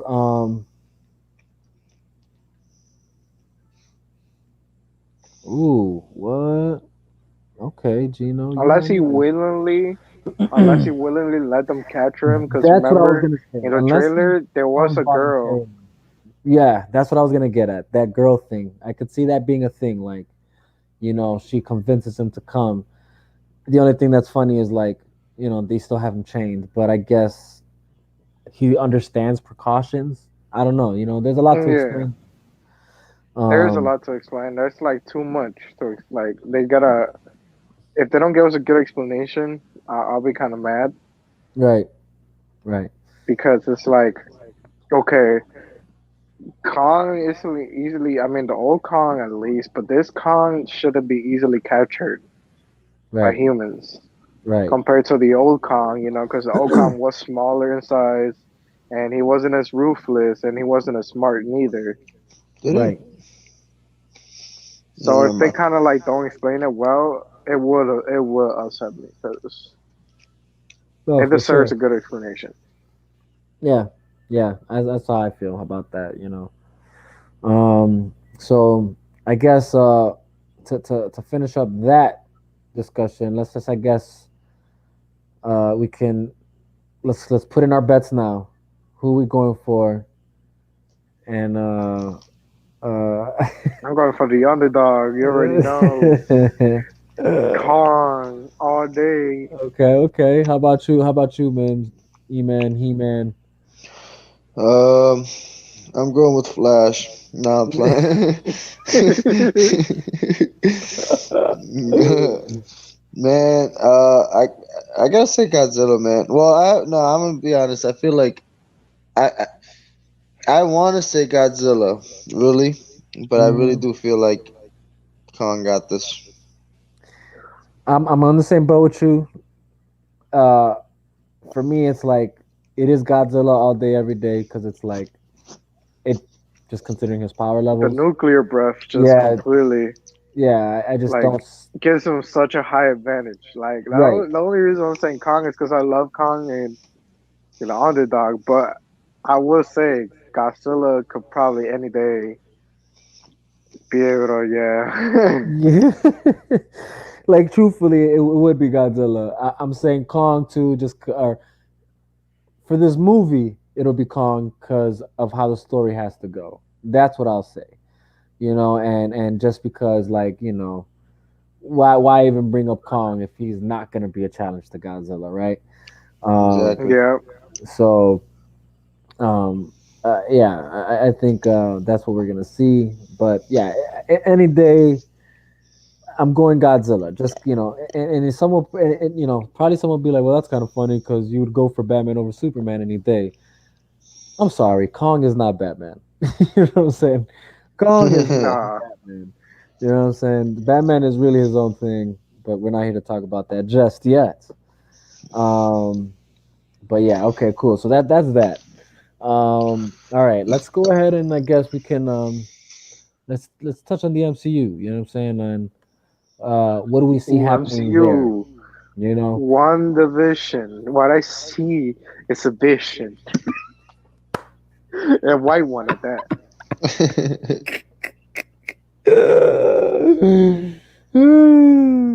They massacred Okay, my boy Vision. They said, oh, man. Whew, there's a lot to talk about when it comes to that, right? Like, that was intense. that it really was. You know, there's things that I'm just like, man, where could it go now? I will say, I thought it was going to happen all in the show, but it's clear to me that they're probably not. They probably just okay. Here's the two things. I'm either thinking like either these are things they're saving for other shows, which I prefer. Hmm. Like hopefully this means that you guys are thinking of a season two for this, or maybe a season one for this other spinoff, whatever, blah blah blah. And I'm hoping that's what this means because I like things to be well explained. My fear, my fear is that it that they might treat this like they do with most MCU content, and that's like try and stuff it all in one thing, you know. Um, without like really giving us proper explanations. Like my fear is that, you know, what we saw at the end of WandaVision, we won't see come to fruition till Doctor Strange. Yeah, because it directly connects to Doctor Strange, so You know? I could kind of see it. I will say I was a little bit disappointed at the fact that Mephisto wasn't really the big bad. Yeah, Um, yeah, me too. I was expecting a little bit more. Agatha Harkness, don't get me wrong, was a good character. It Right. was just not a lot of people know her. She's not known much, and I'm also disappointed. Another thing I'm disappointed at is that they really, really, really brought our hopes up with the inclusion of the X-Men, Mm-hmm. because they could have Mm-hmm. took us so far. They could have made this. This could have started the whole multiverse. They could have done so much with it, and then the fact that Quicksilver in the end was just a joke, Dude, just uh, that really upset me. That that really was upset me. the biggest like, are you serious? Are you serious? Like this is what you chose Yeah, to do. just Um like what's his name? They did the same thing with the one of Iron Man's biggest villains from. He was in Iron Man oh 3. yeah, yeah. I forgot his Um name. what's his name? It's something with an M actually. Um Yeah, that's what I'm thinking. it's the Um, Mandalorian. uh, No, like it's something close to that. It's something close to that. yes, it is Um, let's see. Actually, let me pull it up real quick. Iron Man Mandarin. 3. The Mandarin. The Mandarin. There you go. Yeah, Um, Mandarin, yeah. That's what I'm tired of. I'm tired of Marvel making these characters that are supposed to be such big things into jokes. yep. Like, Yep. it was really upsetting. Same with Drax. Like, don't get me wrong, I like Drax from Guardians of the Galaxy, but he's a lot more stronger Yes. In the in the comic comics. books. Yep. Yep. I agree with you on that too. I hated how the treatment they gave him. As far as the character in the movies. Yep. Um. And Quicksilver, honestly, biggest disappointment ever. Because first of Oh. all, you're gonna bring him Age of Ultron to introduce him, you kill him, and then Yes. you Yes. give us the Yes. hopes in one division that, oh yes, we're getting Quicksilver. Might not be the same one, but it might be the X-Men one. But Right. at least we're getting something from the X-Men in this universe. But Right. it ended up being the complete opposite. We got Matt Boner. Like, okay, you just had to put a boner joke in there, really? Marvel, Yeah. how mature are you? Like, It's and this is what I mean. Like there was like some classic Marvel moves, MCU moves they did in that I was just like, like um that it's like I personally feel like I've outgrown it, but um, No, yeah, yeah, I've outgrown a lot of their tropes too. Like, you stop know, making characters into jokes. yeah, Like, yeah, that's it my was just problem. very disappointing how they did that, because it's like you said, they could have done. You know what? Even look, here's my thing. Here's my thing. Is like you could have even had it be that you know Mephisto really did pull this character from another universe or something. Yeah, For him to be relative, like, but no, like it was literally just a joke. It was a guy who existed in the town of Westview, Jersey, whose name was Ralph, who just so happened to look like the Quicksilver that we know from the X Men universe. And Ralph. then it turns out he was just being controlled by a necklace. Like, why? Like, why? Like, Guys, and then how that did it was even? terrible. How? And then this is how terrible it is. It was so terrible that what sense does it make that this villain is going to use a character to portray Petro that doesn't even look like Petro, and yet somehow it affected Wanda? Yep. and then for the whole joke to be that it's not even him at all. Like, so why? Like, dude, it was so poor, like such a waste. You know what I mean? It Such a was a waste. waste, such a A waste, waste of a and great actor and a so great character. irrelevant. You know, and poor story writing because it's like at the end it just made that moment even more dumb when she opens the door to and sees him. Cause like how the hell It did she made it even? really relevant. Yeah, it made that scene so irrelevant because it's like how was she affected then? Like this guy's not even Quicksilver at all. Like so like the notion that she could even recognize him was kind of goofy as it was, but I was willing to accept it if this was actually going to be the actual Quicksilver, but he's not.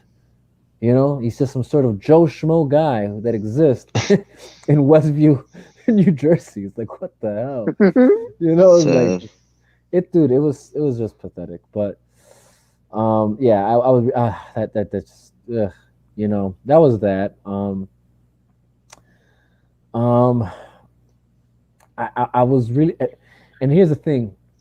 Once they kind of like showed that okay, this guy like you know once it came out that she was the you know old girl was really the one you know behind everything, and that Petro was her concoction, you know, or whatever her, not concoction, her what's what I'm looking for, her illusion.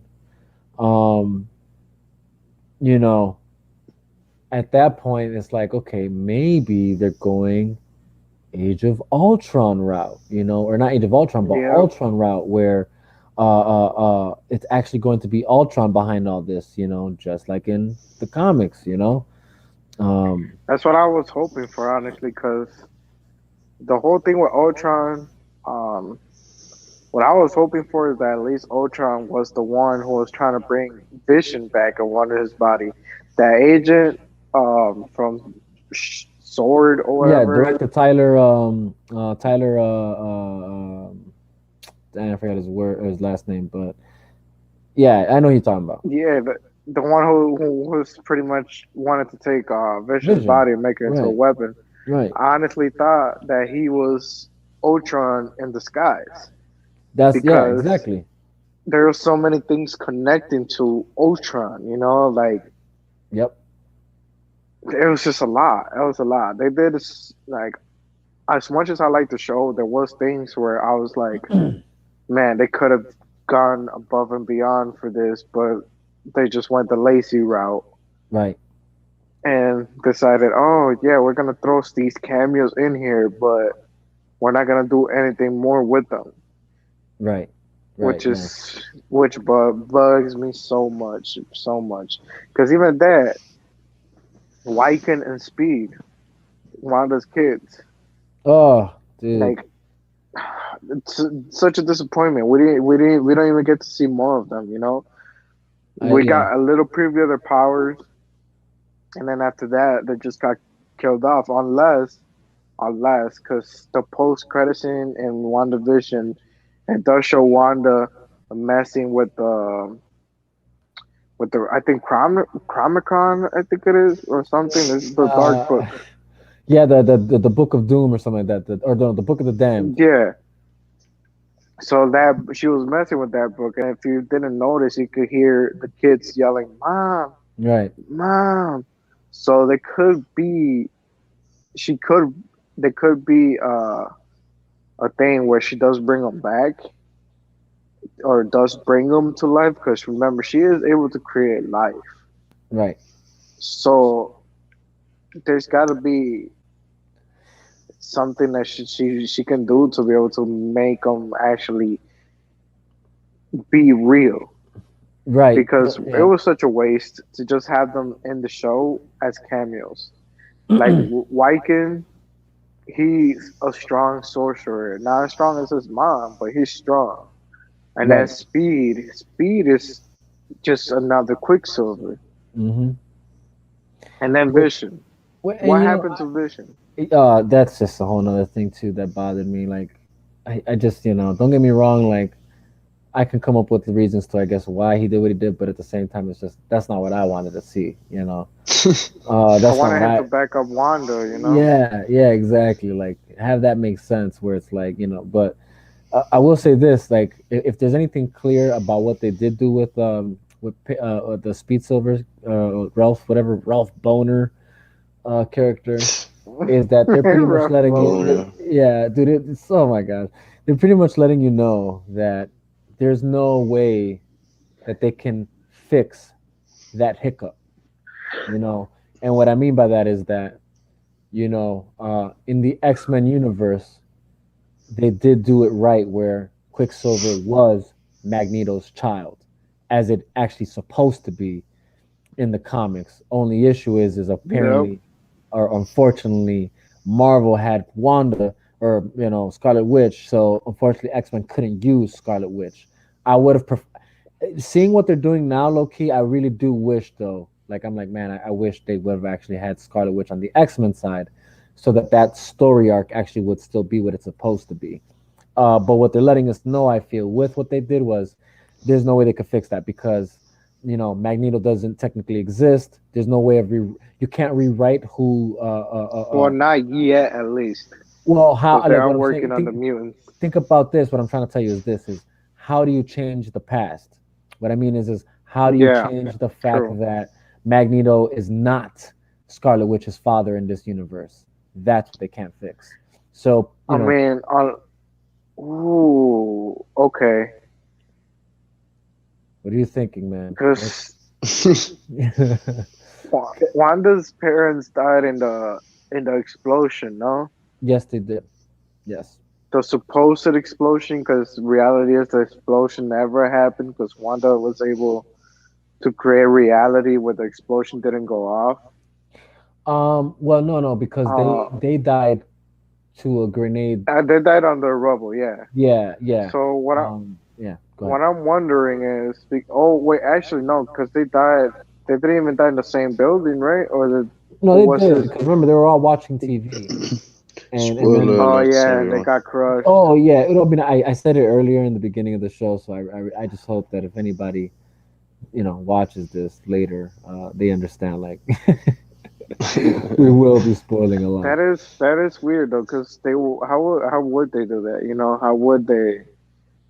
Um, unless it is that the Wanda's the parents that we did see in WandaVision were actually Magneto, and was actually their dad was actually Magneto, Did they ever say but his name? I low key never caught his name to actually pay attention to they that never fact said yet. his name, never. Okay.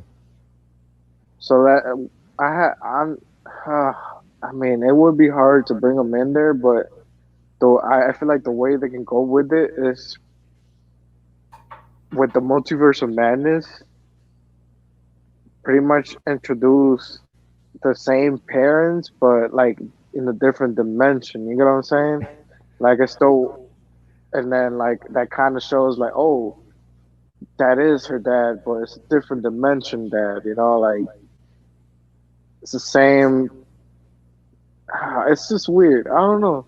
Like honestly, I feel like that could be the smartest way to go about it. Is kind of like just have that. Like oh, like you want to bring Magneto in, and you want to bring him in as their kids. Like or it could be that instead of in a different dimension, instead of Wanda and Pietro surviving, it was the parents instead, and they're the ones who got the powers. Became Magneto and this and whatever his mom becomes, and but in a different dimension. You get what I'm saying?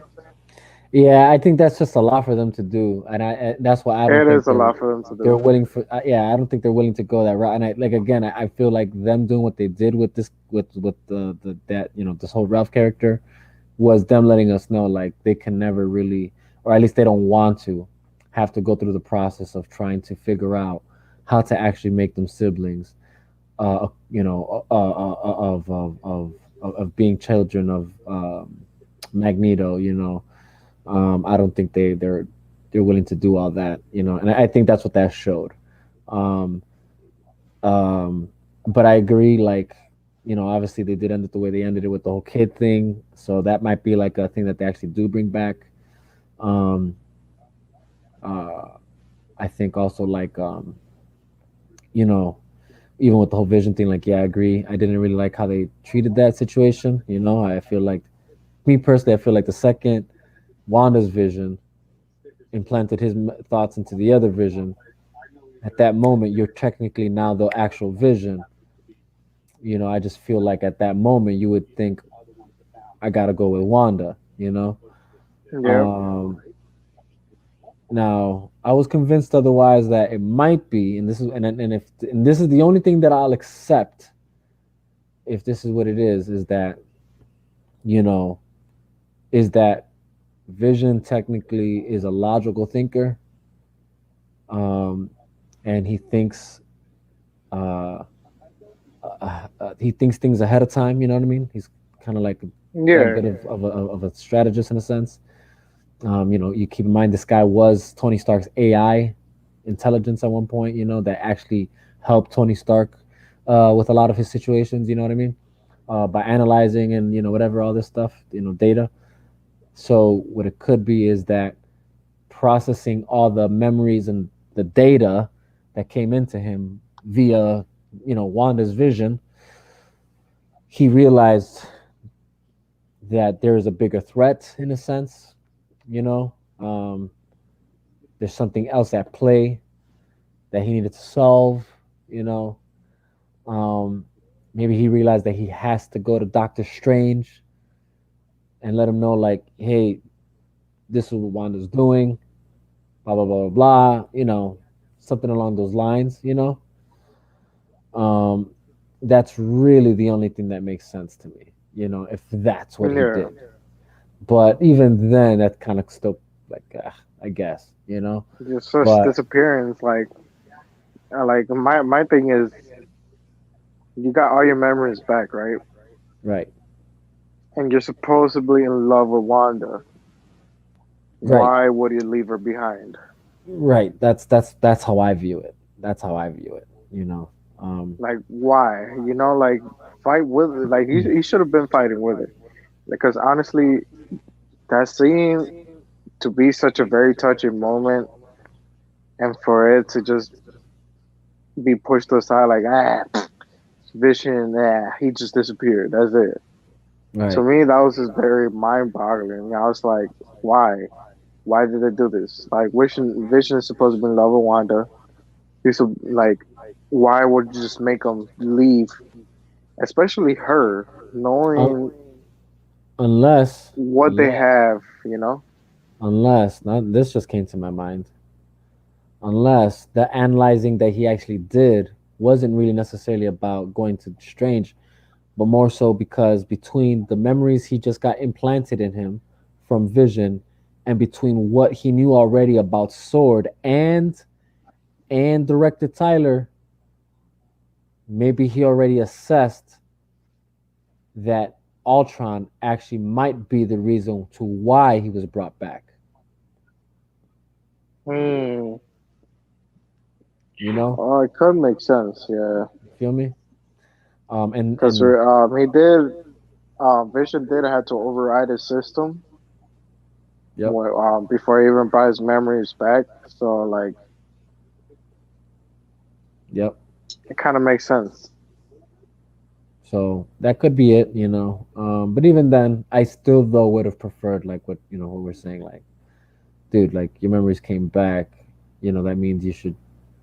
I don't know. I guess memories aren't emotions, but and he technically just became. He is just an AI, guess, at this point. Yeah, Um, I don't know, man. That's like I said. That was a weird way that they played it out. Um, yeah, it was really weird. So, uh, They could have explained it more and done more with it, but yep, yeah. they That's how just I feel. expected us to, like, be okay with Vision just disappearing out of nowhere. Like, Right. And see, and this is what I mean, like, when I say these are all the things that I hope you try and explain, but if you do, from what I understand, the only time you have to explain it is in the Doctor Strange Multiverse of Madness, you know. And here's my thing is like you're good, and if you're doing this So, with all the shows that are coming out, to Mike and man, I'm gonna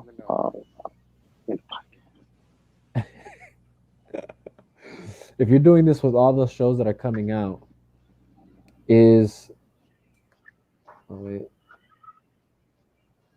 I could see He Man's having technical issues over here. He said, um, but yeah, if you know if if you're doing this with all your shows that are about to come out, obviously we now know we're getting Falcon Winter Soldier, and then we're getting Loki, right?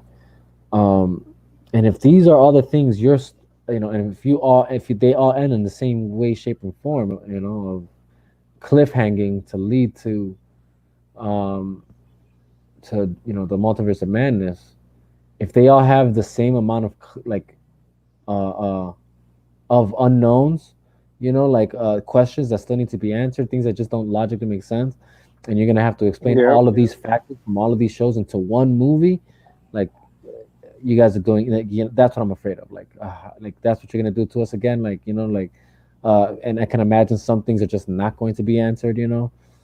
As usual. But um, okay.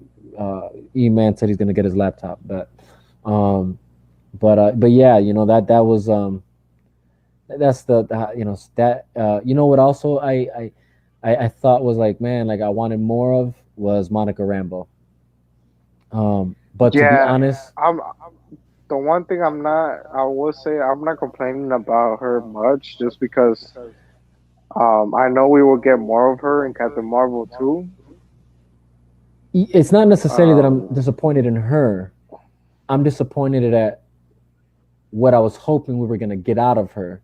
Meaning, yeah, the screen time and stuff like no, no, no, not even screen time. Not not even even screen screen time. time, but like It's more the story that we know about her, like in the the sense of like story. Yeah, she is the partner to one of Marvel. Like, if you're really a Marvel head, this is a character and you love and you've been wanting to see within the MCU in any way, shape, or form, but yep. you haven't, and that's Blue Marvel.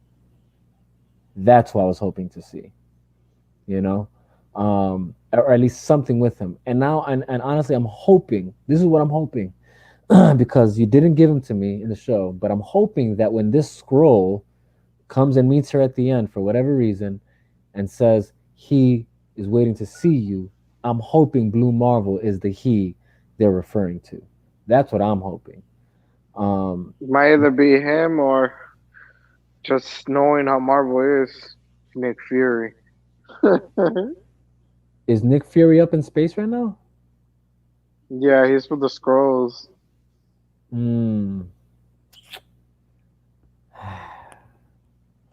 That's the problem with Marvel, bro. Like, oh man,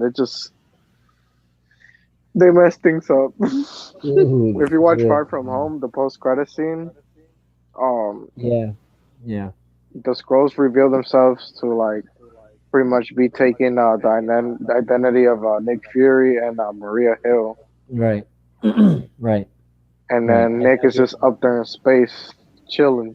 Yeah, I remember that. Now that you say that, like that's as you said that he was that. That's actually the scene that came to my mind. I was like, remembering that's how that went down. Um, but yeah, yeah, that's Which is I was kind of mad about that because I'm like, why? yeah. I didn't get that either, to be honest. It's kind of like I didn't, what purpose does that serve? I've never even I'm not sure if that ever happened in the comics. I can't really recall that ever happening in the comics. Um, but yeah, my whole point is that I'm really looking forward to, and I guess you're right. I guess actually now that I think about it, they probably were referring to Nick Fury, and that is just very disappointing, Disappointing. because it's like again when they brought her into the show, and the funny thing is like it didn't click right away. So like you know they finally reveal who she was. You know,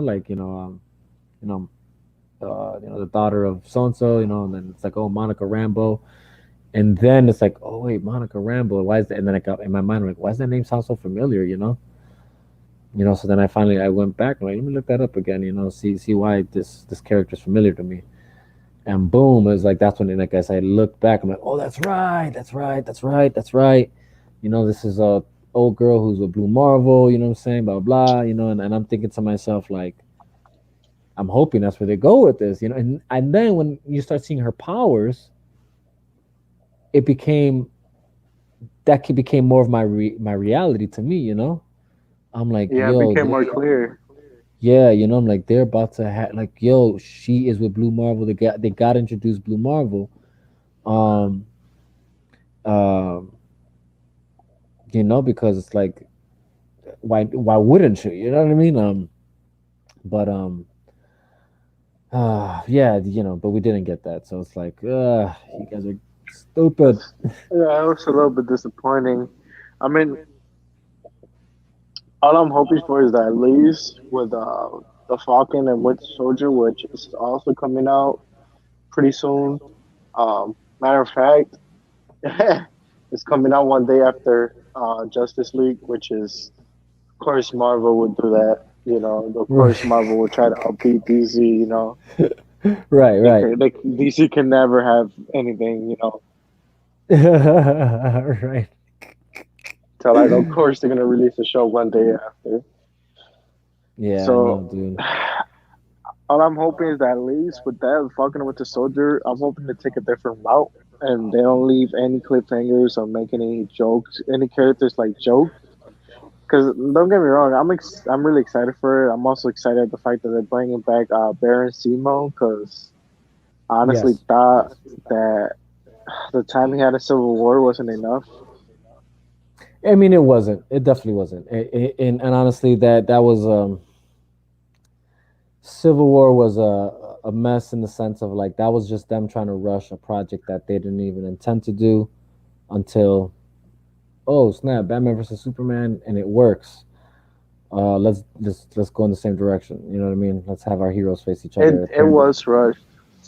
So Civil they War, I rushed will it. say, Civil War was rushed. Yeah, It was because rushed. there was a lot of things that There, happened where like why, like how, yep, yep, yep. Yeah, definitely.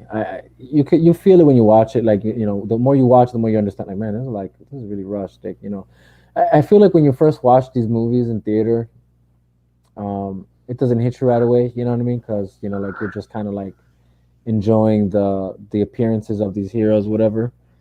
But like when you actually like look at the story and you're like, man, it's like, wait, why did this happen? Why did that happen? Like, what's going on? Like, um, it shouldn't have came yet. It wasn't. It really wasn't time for Civil War to come out yet. We should have gotten the what was the one that was supposed to come out? It was like the follow up to Winter Soldier. Even uh, in the comics, it's that was Serpent Society. there That you go, was Serpent Serpent Society. That's Society. what we were supposed to get, which would have made way more sense to what they were doing already. You know, but again, for them it is about competing. For them, it's about uh, you know, trying to show that they could outdo it. And that's what they tried to do with Civil War. Um, it's yeah, they didn't do Benzino justice. Benzemo. I mean, it was a They didn't. fun movie. It was Don't get me fun. wrong. Yeah, Overall, it was fun. fun. But the story was just, it was all over the Yeah, place. yeah, and like you said, they really didn't do Benzemo justice. Not really to how we know him to be. No, Um, they really did not. Baron Simo, yeah, and they did War Machine bogus. That's another thing too. oh yeah, they did do War Machine bogus. I just remembered that. You know, And not only that, that movie had like, in my opinion, it really didn't have any real consequences. Like no, yeah, it didn't. Not really. for a whole civil war and for the heroes fighting each other, it should have had more of a harsher consequence. Yeah, Dust, uh, War Machine lost his legs, but it's like that's it. Right. I mean, because if I You remember get what I'm correctly, saying? the Like, comics had consequences, right? if I'm correct. Yeah, it And had deaths. It had you know what a I lot mean. of consequences. So Like it's like, and that's my problem too. It's like Marvel is afraid to kill their heroes. right, you know. So it's like, ah, man, like, Unlike DC, which DC they already killed off Superman. right. They already, oh man, they from the original Justice League 2 script, they were gonna kill off Batman. Yep. Yeah, man. So That's DC definitely is not afraid to kill off the characters.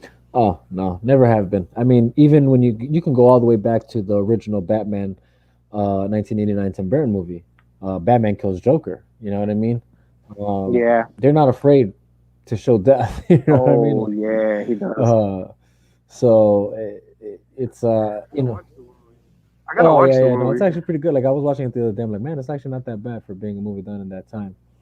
Um, you Yeah, know. right. And then for those who'd like to say like, oh, Superman doesn't kill, so why did he kill in Man of Steel?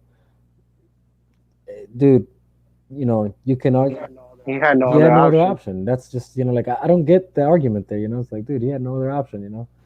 Um, but but yeah, we'll get there. Let's MCU Marvel, WandaVision. yeah. Um, So so yeah, Winter, Falcon and Winter Soldier Falcon Winter Soldier's coming out this coming. month. Yep.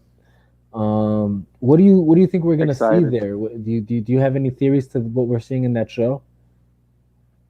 Well, I'm definitely hoping to at least see a little bit more cameos of other heroes. Because um, man, the thing about Falcon and Winter Soldier is that it is gonna be a very grounded series. So like I just hope they introduce more characters. I'm hoping at least if they're not gonna introduce characters, bring some other characters in, maybe from Black Widow.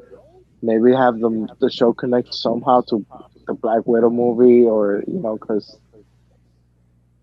it's just the whole Falcon and Winter Soldier thing. It's weird because I don't know who I would want to show up as canon. Maybe have Red Skull come back somehow. Mm, Uh, I don't know. It's weird. It's very weird. I mean, I would like to see Bucky dressed up as Captain America like he did in the comic books, but when that's not gonna happen.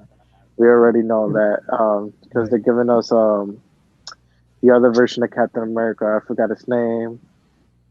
Because they are giving us that version, and then they're also giving us the Falcon.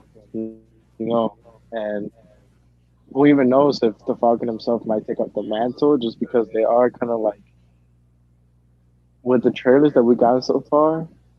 It looks like he's struggling with trying to take up the mantle of Captain America because to me, it looks like he thinks he doesn't live up to the expectations or can't live Right. up to the expectations, you know? Right. So I'm hoping to see a little bit of that, like a lot more of that struggle. I'm hoping they go more deep into it. Because I can definitely see that. Like I can definitely see Falcon just struggling, to take up the mantle of Captain America because he thinks he's not worthy. Like I I hope they agree. really go deep into that. Because even at that, he was hesitant to take the shield in the end game. He took it, but he was hesitant. He was. He was. So I feel like we'll see what happens. I feel like it's kind of. I honestly can't picture him with the shield. To be honest, just because it's like you already got wings, you got guns, you do your thing. I don't see the shield being a good combo for him. I feel that It's actually, not a necessity. It's yeah, it's not a not a necessity. necessity for him. So it's like, why even bother? I feel like the only one who really could use it, and is Bucky. And more so because it's like it would speak more to like Bucky's redemption. Bucky's change. Yeah.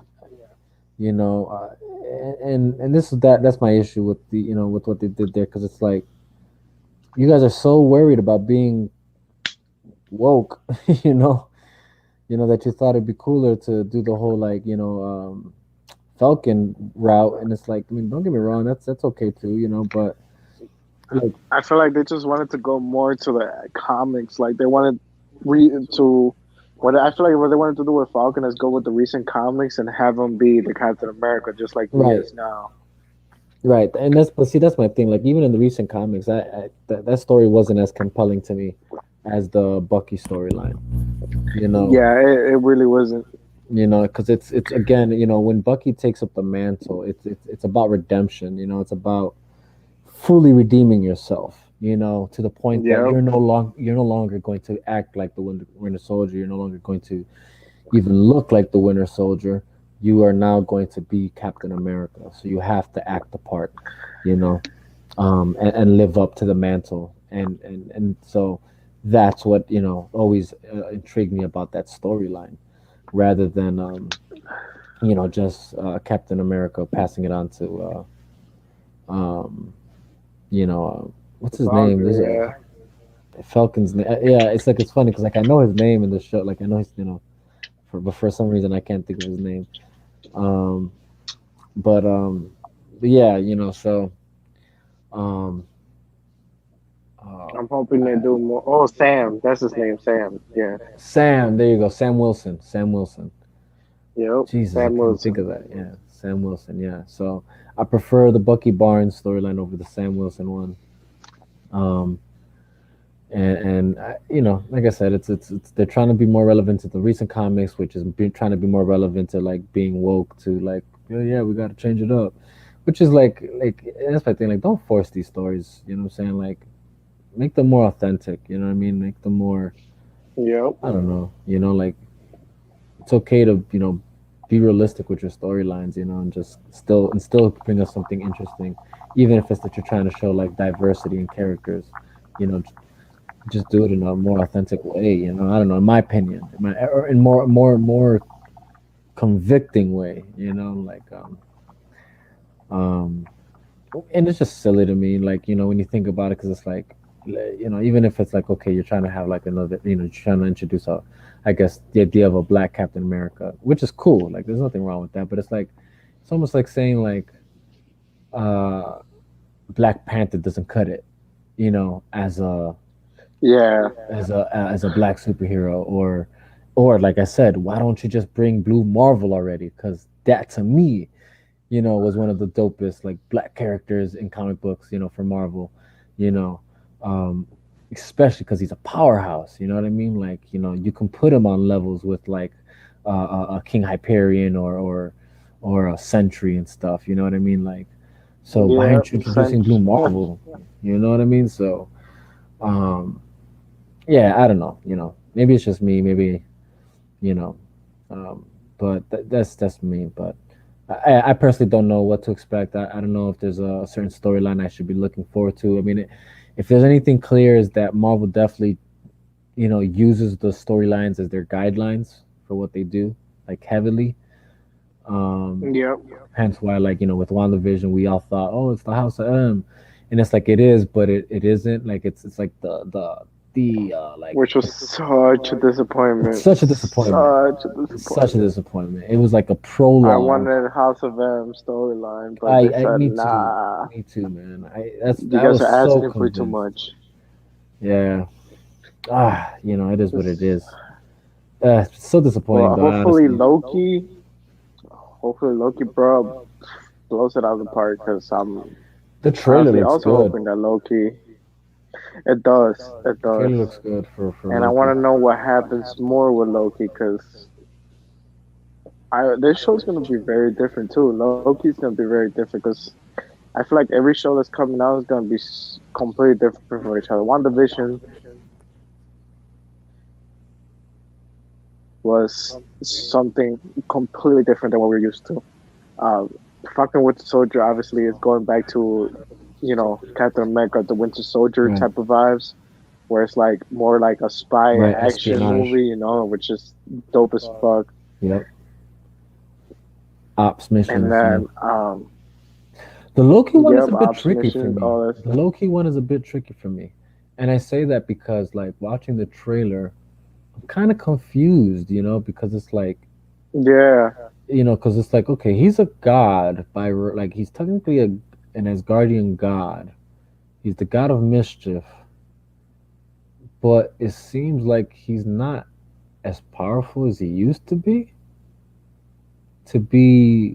handled the way I see him being handled in the trailer. You know, like, is it just me? That's kind of like what had me a bit Yeah, no, confused. it does have me confused too. That's why I'm hoping they explain it, Right. because it kind of makes no sense that Loki can get easily captured Right. like You know that. what I mean? Like, with, because mind you, it took the Avengers to capture Loki. You know what I'm saying? With the help Yep. of another Asgardian god. You know what I'm saying? So how did you guys capture him really exactly? You know what I mean? Like, that's the part that I'm kind of confused with. You know. So I don't know. I hope there's like some, because honestly, even the little organization he comes across, I can't, I don't recall seeing them before in the comics or in the cartoons. So that's why I'm a bit confused. You know, I have to They watch the trailer they again. show up in the comics, but it's like very they're not like I would say they're not a very big thing. I would say just because they don't really make that much of an appearances in the comics. That organization, I forgot Mm, the name of it too, but that's why I'm kind of like hoping that they blow it out of the park with Loki, because um the storyline seems very like I don't know. It feels very like original. You feel me? mm-hmm. Mm-hmm. Like it feels like if it was an original story by Disney Plus, like Well, other if that group shows. is as minuscule as you're saying, then it might be. It might be that they finally said, you know what? Let's use something that really isn't well known, isn't really used. Because I felt like that was kind of the vibes you could, and not to say that the Guardians of the Galaxy are on that vibe, because or like on that same tier, because I know that they have plenty of comics, but I feel like they're not really that well known. That when they were introduced in the films, Yep. was like a breath of fresh air. Like, who are these guys? For the casual viewer, or even for the casual comic fan that's really not, or cartoon fan of these characters that had no clue who the Guardians were. So I feel like that's why that movie was successful too. Like, it was like a like fresh, to the most to most viewers' eyes. Like, oh snap, I don't know who these guys are.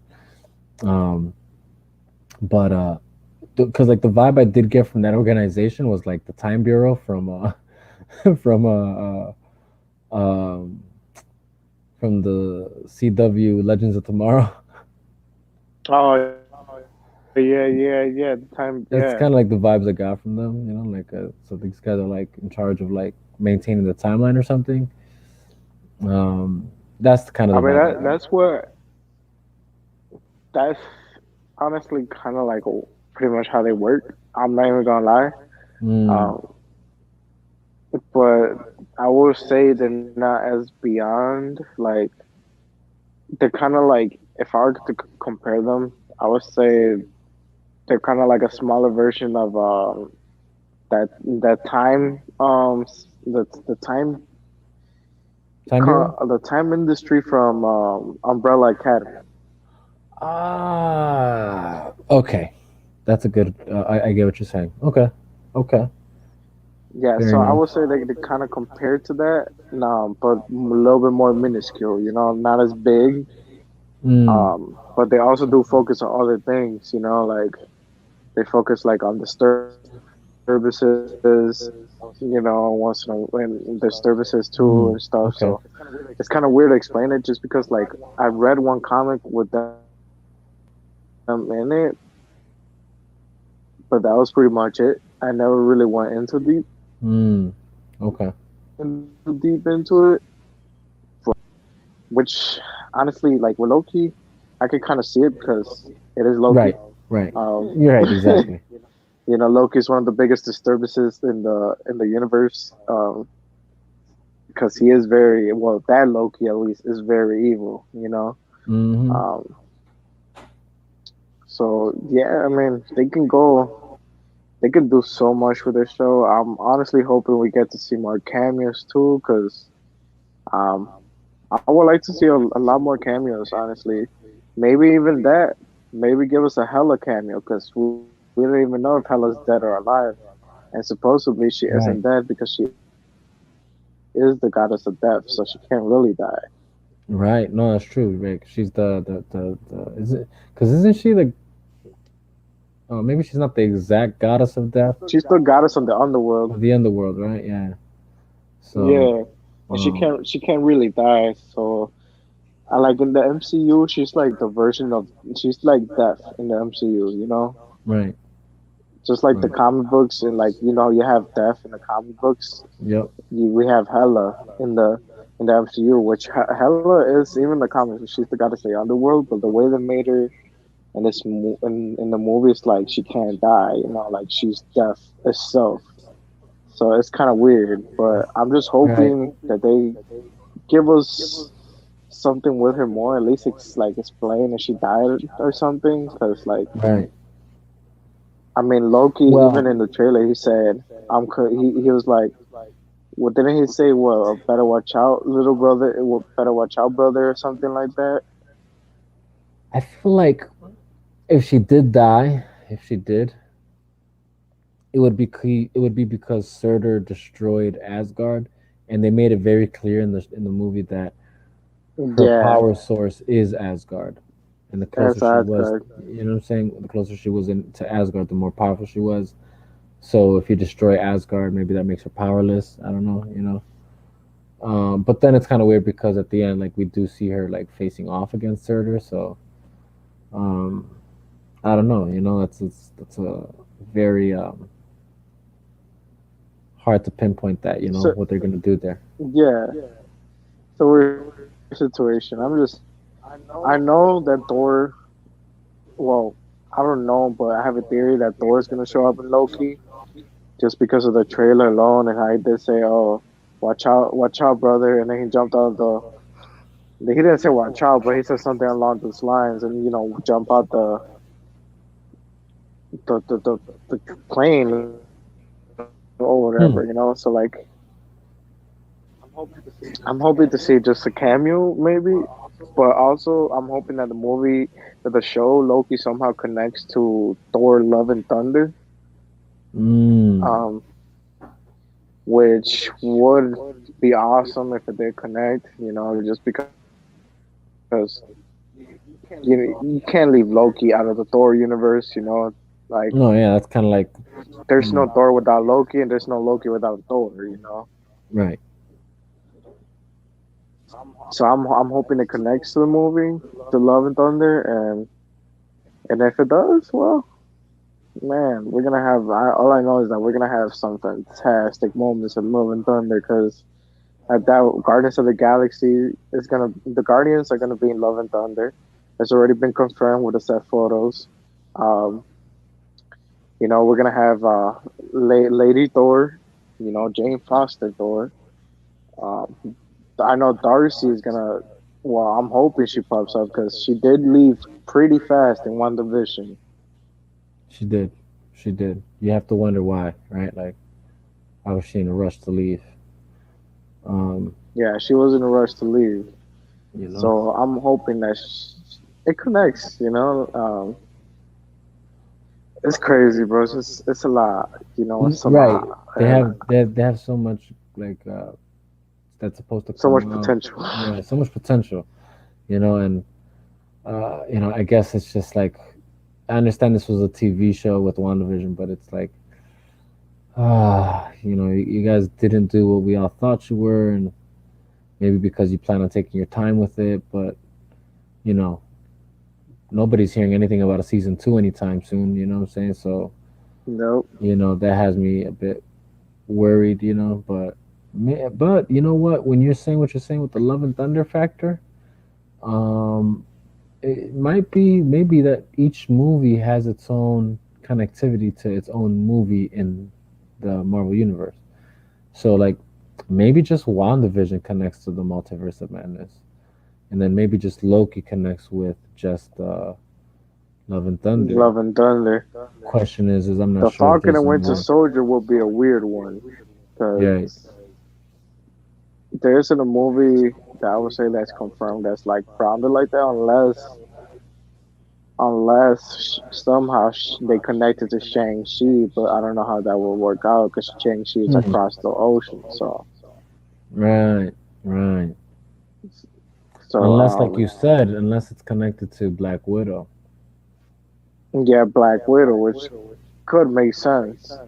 you know. Um, because they could have Task. If I'm hoping that Taskmaster isn't that in Black Widow.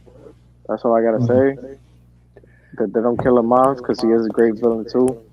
He is. He Um, is. so yeah, we'll see, bro. Cause man, they got that. We got Loki coming out this year, and then we also got Spider-Man 3 Mm. home. Right, right. So that might be it. You don't think maybe? So supposedly Tom Holland said that. Supposedly he said that he didn't work with Tobey Maguire, Andrew Garfield, but but that's probably because they didn't want him to spoil anything. And they probably filmed a different sets than him because of the fact that he does spoil everything. Right. That's true. That is true. So I feel like even that might have been a secret from him, because like it is confirmed that Alfred Molina's popping up, Dr. Octopus, Electro, which is like, all right, Tom Holland, we don't believe your BS. Like we know there's gotta be Andrew Garfield, Tommy Maguire somewhere around there. Like Right. we're not gonna believe your BS. I'm not gonna believe his BS. He's playing. If he knows, he's lying. Yeah. If he doesn't know, then good. It's better that he doesn't. Because at that, Spider-Man 3 is his last movie because his contract is ending with Marvel, Right. with the MCU. Like his contract is ending with them. And he did say that he would like to play Spider-Man a lot more, and that he loves the character. So I'm hoping they renew his contract, keep him going. But this is supposed to be his last like movie, because his contract is ending. So I'm hoping that I'm just hoping they go all out. Andrew Garfield, Tobey Maguire, if they don't show up in the movie, I'm gonna be very disappointed because it's like, how are you gonna give us Alfred Molina and Jamie Foxx? How are you gonna give us these villains from different universes? And we know that they're from a different universe because they showed up in these different universes. How are you gonna give us them but not give us Andrew Garfield or Tobey Maguire? If they don't do that, I'll be greatly disappointed. But I would say too that they have a lot more chances to bring them in too, because supposedly they are showing supposedly Tobey Maguire and Andrew Garfield are confirmed for Doctor Strange and the Multiverse of Madness. They are in the cast. If you look it up, I think in Google, yeah, if you look it up in Google, they are part of the cast. Same with Ryan Reynolds, and we already know that Ryan Reynolds is already working on Deadpool 3 with Marvel. So I'm just hoping they blow it out of the park. Like Spider-Man 3 needs to be greater than Far From Home, and honestly, Spider-Man 3 needs to be greater than any Marvel movie. If they don't give us what the fans want,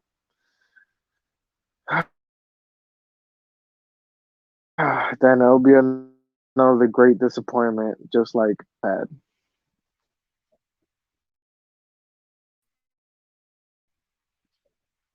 So yeah.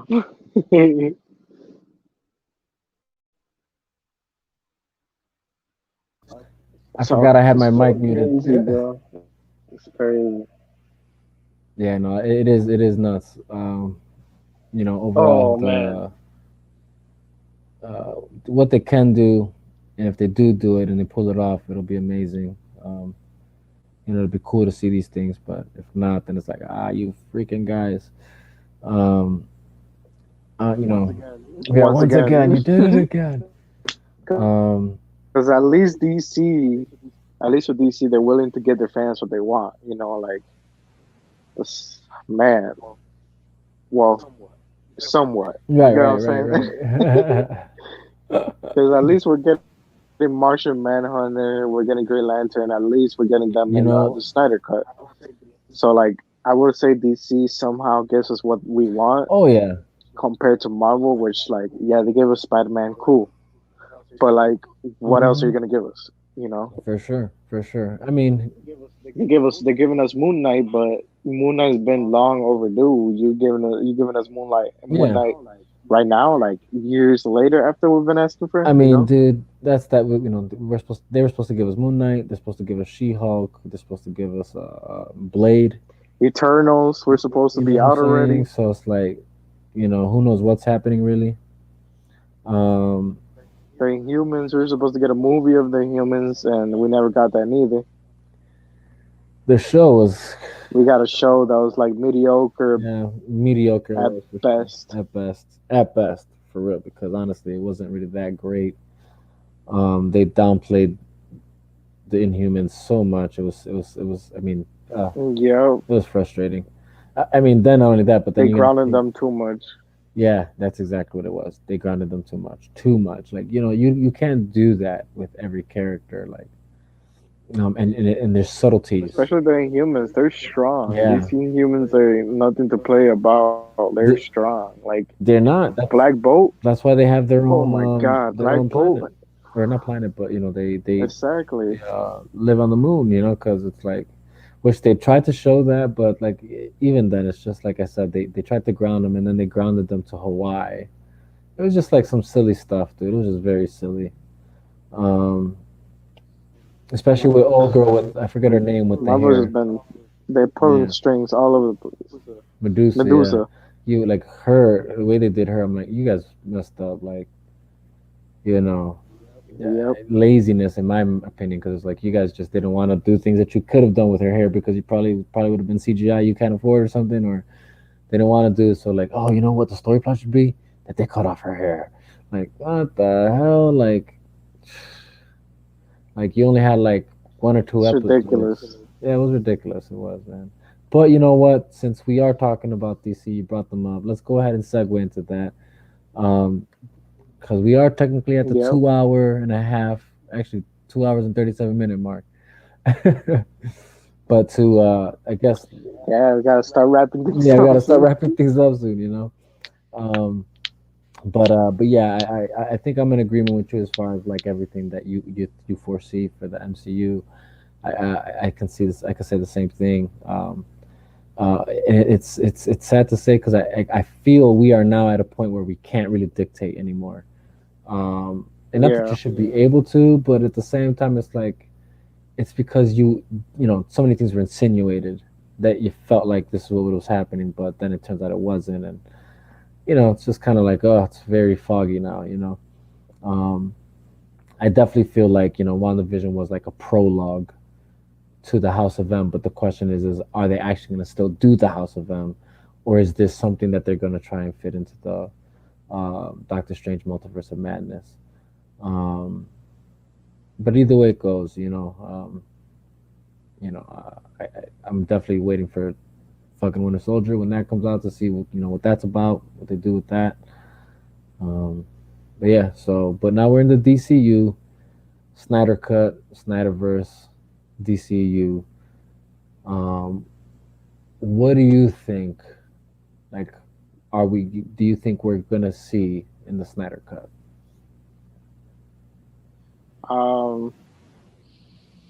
Well, I'm hoping. Hopefully, Green Lantern, of course. Of course, of course. Um. Don't bring Hal Jordan. Give Mm. us John Stewart. We already seen Yeah, Hal give us Jordan. John We don't Stewart. need I him. mean, Give us if you John want to give Stewart. us both, I'm cool with That'll be that. But dope. if it's got to be one, Yeah, if you want to give us both, you know. But if if it's both, it's cool. John But if it's Stewart, gotta just be make it one, John John Stewart. Stewart. I agree. I'm hoping at least Hawkman or Hawkgirl would or Hawkman at least will give a cameo. You know, be just because of the fact that he is one of the original members of the Justice League. Big facts. Big facts. Um, so I would love a cameo by him. Of course, Martian Manhunter. I would love for Martian Manhunter to have a bigger part in the movie Mm. because he is also another original member of the Justice League. So like, Yes. Yes. it would make sense. They need to put more of him into the movie. Like, give Yep. us more. I want more. You know, I want more. Like DC's doing so far. Snyder, should I say? Snyder's doing such a great job of giving the fans what they want. Yep. That I honestly wouldn't be surprised if he decided to give us so many amazing cameos. I mean, he's bringing giving us back the Joker in a Right. whole new form.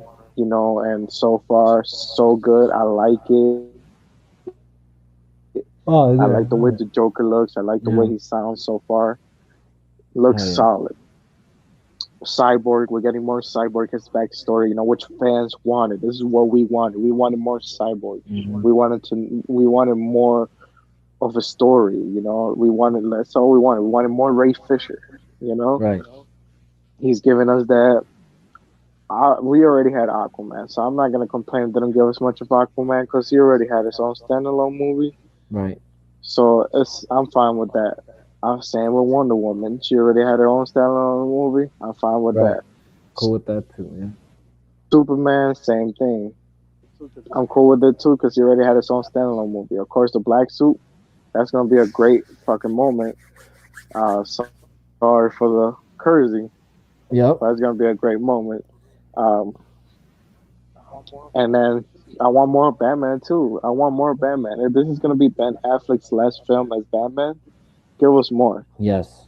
Give us more of it. Like, I honestly feel like we didn't get enough. We got. Don't get me wrong. The original cut, we got Batman, but the way they did him, the way Joss Whedon ruined him, to me was like, wow, wow. His character was so good in Batman vs Superman, and here comes Joss Whedon and makes him into this pancake. Which is like, no, Batman is not that weak, bro. Like, Yeah. he got took down by parademons like nothing. Oh, dude, it was so like, what the hell? He It was terrible. Yeah. So I want more Batman and the Flash also because I know he's getting his own movie, but it's like that's a Flashpoint paradox. And Hmm. you know, I want more Flash and Iris. You know, him meeting Iris and whatever. Like, I just want more Flash, and it looks like they're gonna give us a lot more Flash, which I'm excited about because they're giving the fans what they want. Snyder's giving us what we want, and we Right. want more Flash. We want more Cyborg. We want to see more Batman. We want to see Martian Manhunter. We want to see the Lanterns. You know, we Dark Side, bro. He's giving us Dark Side, Dude, oh my god. I was watching the Dark Side teaser again today. I'm like, a real threat. crazy. Just sitting, seeing him sit, It is like, crazy. seeing him sit down the way he's sitting down. Like, it's like, oh snap, like, That scene is armor too. Whoa. man.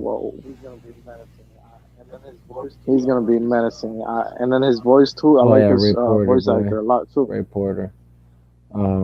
Yeah, no, it's lit, Doing dude. It's really lit. good. Really good.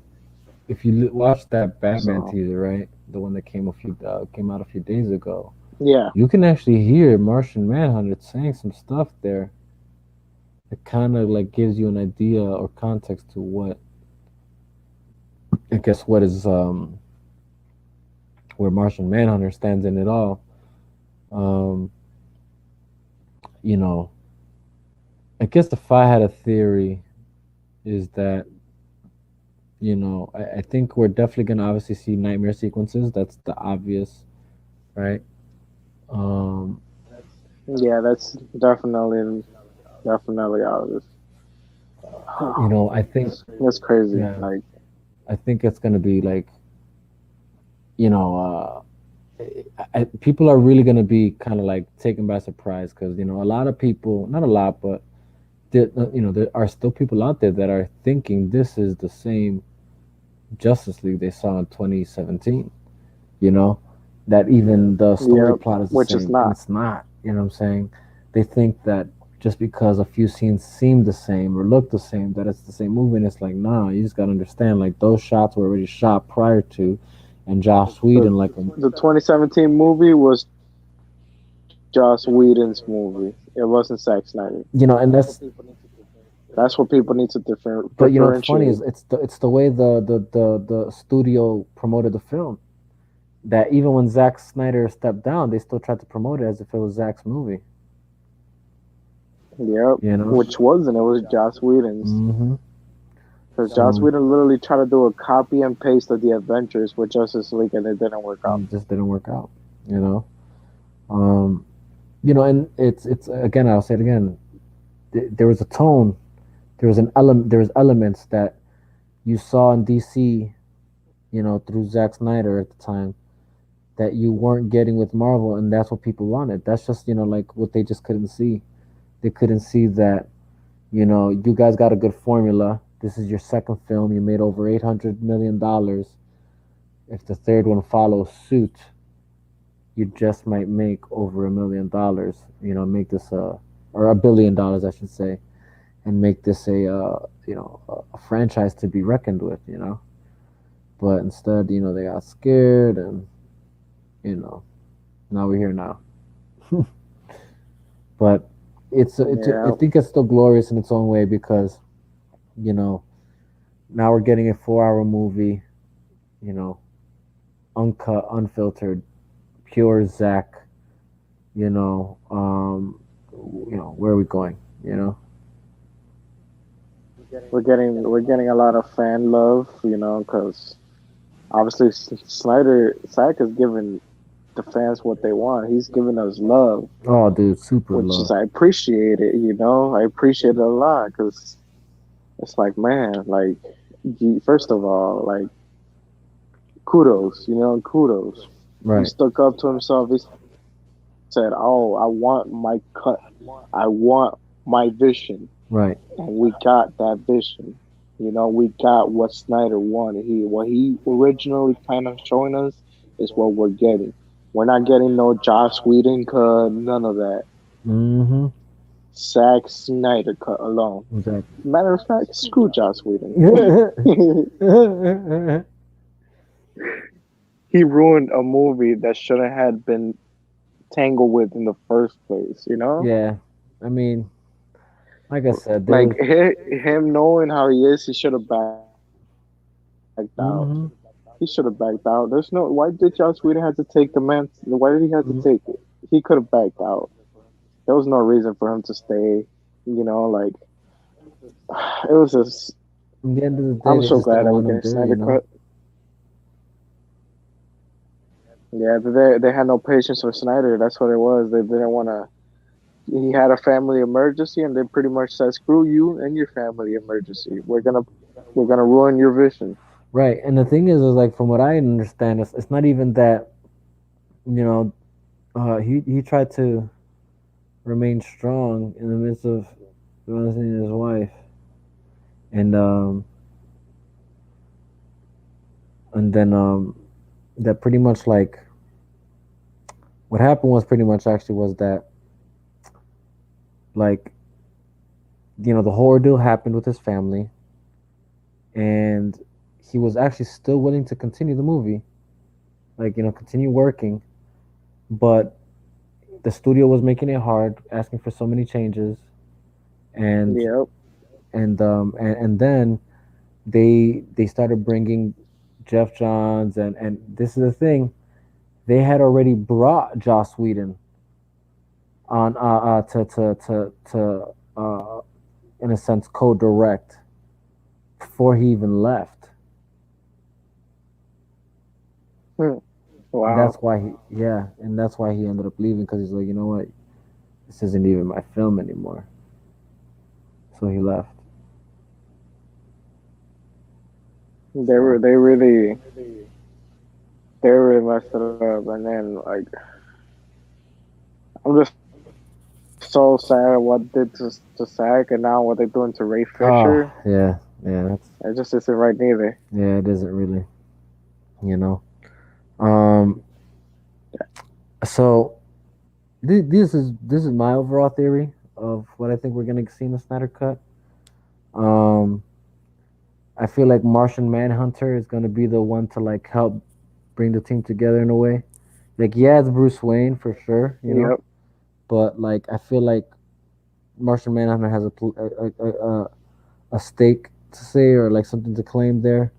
Um, I only say that because you know what's his name. Um,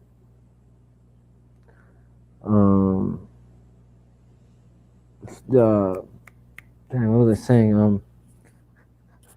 Uh, Even in because in JLA, there you go. That's what I was going at. Because in Justice League animated series, it's technically Martian Manhunter that brings the league together in the cartoon series. You know, Yeah. and I always say like you could see the like the I don't know. For me, I just feel like a lot of the inspiration and things that they did in the movies actually stem from that cartoon series. You know, as well as even comics, but mainly the cartoon series. But in that cartoon series, the pet or not pet, what am I saying? Um, Wait, what was I saying? Oh yeah, in the Justice League animated it's weekend. In the Justice League animated series, Martian Manhunter brings the team together. You know, um, so I feel like it's gonna be similar, not the exact same thing, but something similar. And I'm only saying that because also of what we did here in the trailer, of what he says in the trailer. So I feel like it's going to be him that helps out Bruce Wayne um, to a certain degree. Um, I do think also like um, I do feel like we might see Darkseid a lot more than what we think. Um, Yep. I feel like he will make an appearance more than what we think. Like it's not gonna be just the league defeating defeating Steppenwolf. Steppenwolf. Yeah, and that's it. Like nah, we're about to see like yeah Steppenwolf. Yeah, yeah, yeah, yeah, yeah, yeah. Darkseid. you know. Um, Yep. So that's what I think. I think the secret cameo. I personally do think. I strongly believe it might be Green Lantern. You know. But if it's not, the other thing I'm thinking is Supergirl, and I only say that because of like one, the casting that was just made for her, Yep. and two because that's still one of those unanswered questions. Or not unanswered questions because he has answered it, but he's answered it in his codic, very code-like way of saying things. But because in Man of Steel, I don't know if you remember watching it. I know we're gonna have a watch party soon, but if you remember Yeah. that, The ship. There was an yeah, extra capsule and yep, then it wasn't there. exactly. So he's always hinted somebody was there. Who was it? That's what he always said whenever, like in his little like live thing that he did with watching it with the fans. He said somebody was definitely there, but who was it? Yep. Um, so and low key actually might be Supergirl. I think. Um, but we'll see. We'll see. I guess. Um, the one unless the only other thing we're not saying, but not to say that it has to be that because if there's one thing we know for sure is that Zack Snyder is infamous for like adding characters we do know, by their names, but not necessarily what they actually do or what they actually are. You know, and I say that because, Yeah. True. they got that the scientist Choi, something Choi, and he's technically at the Atom. So you know, Well, that's that's actually a pretty good theory. Um, The Supergirl one, I would definitely. I feel like I 100% agree with you with that one. I feel like that could be the cameo, and honestly, if it was, that would be honestly really cool. Right. Just because Supergirl. Exactly. Exactly. Um, there's that scene that it looks like it's Darkseid's hand on Superman's shoulder. I don't know if you've seen that in the trailers. Oh yeah, no, yeah. You know, so I don't know what that's about. I'm curious. You know, I'm very curious because he did say that this movie ends in a cliffhanger,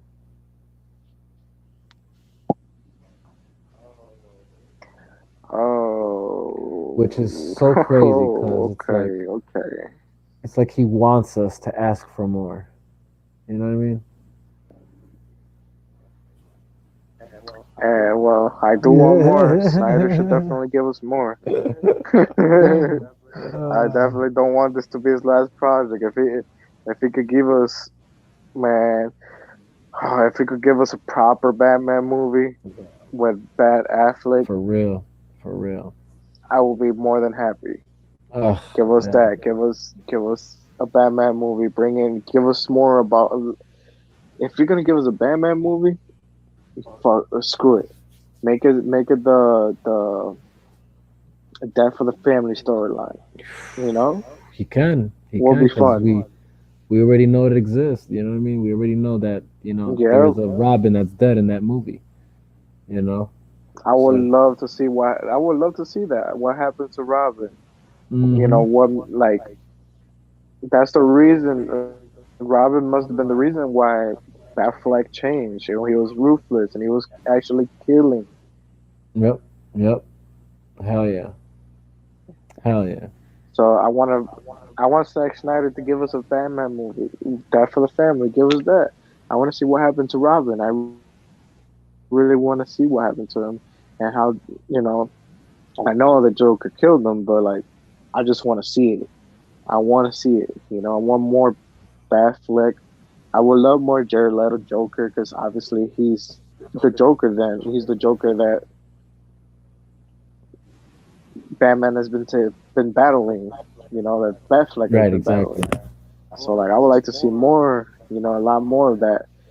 You know, it would be cool. Snyder, I would love for Snyder to just keep on giving us stories. It would be amazing. Just have him keep giving us stories. Will be so amazing, honestly, because this shouldn't be his last project.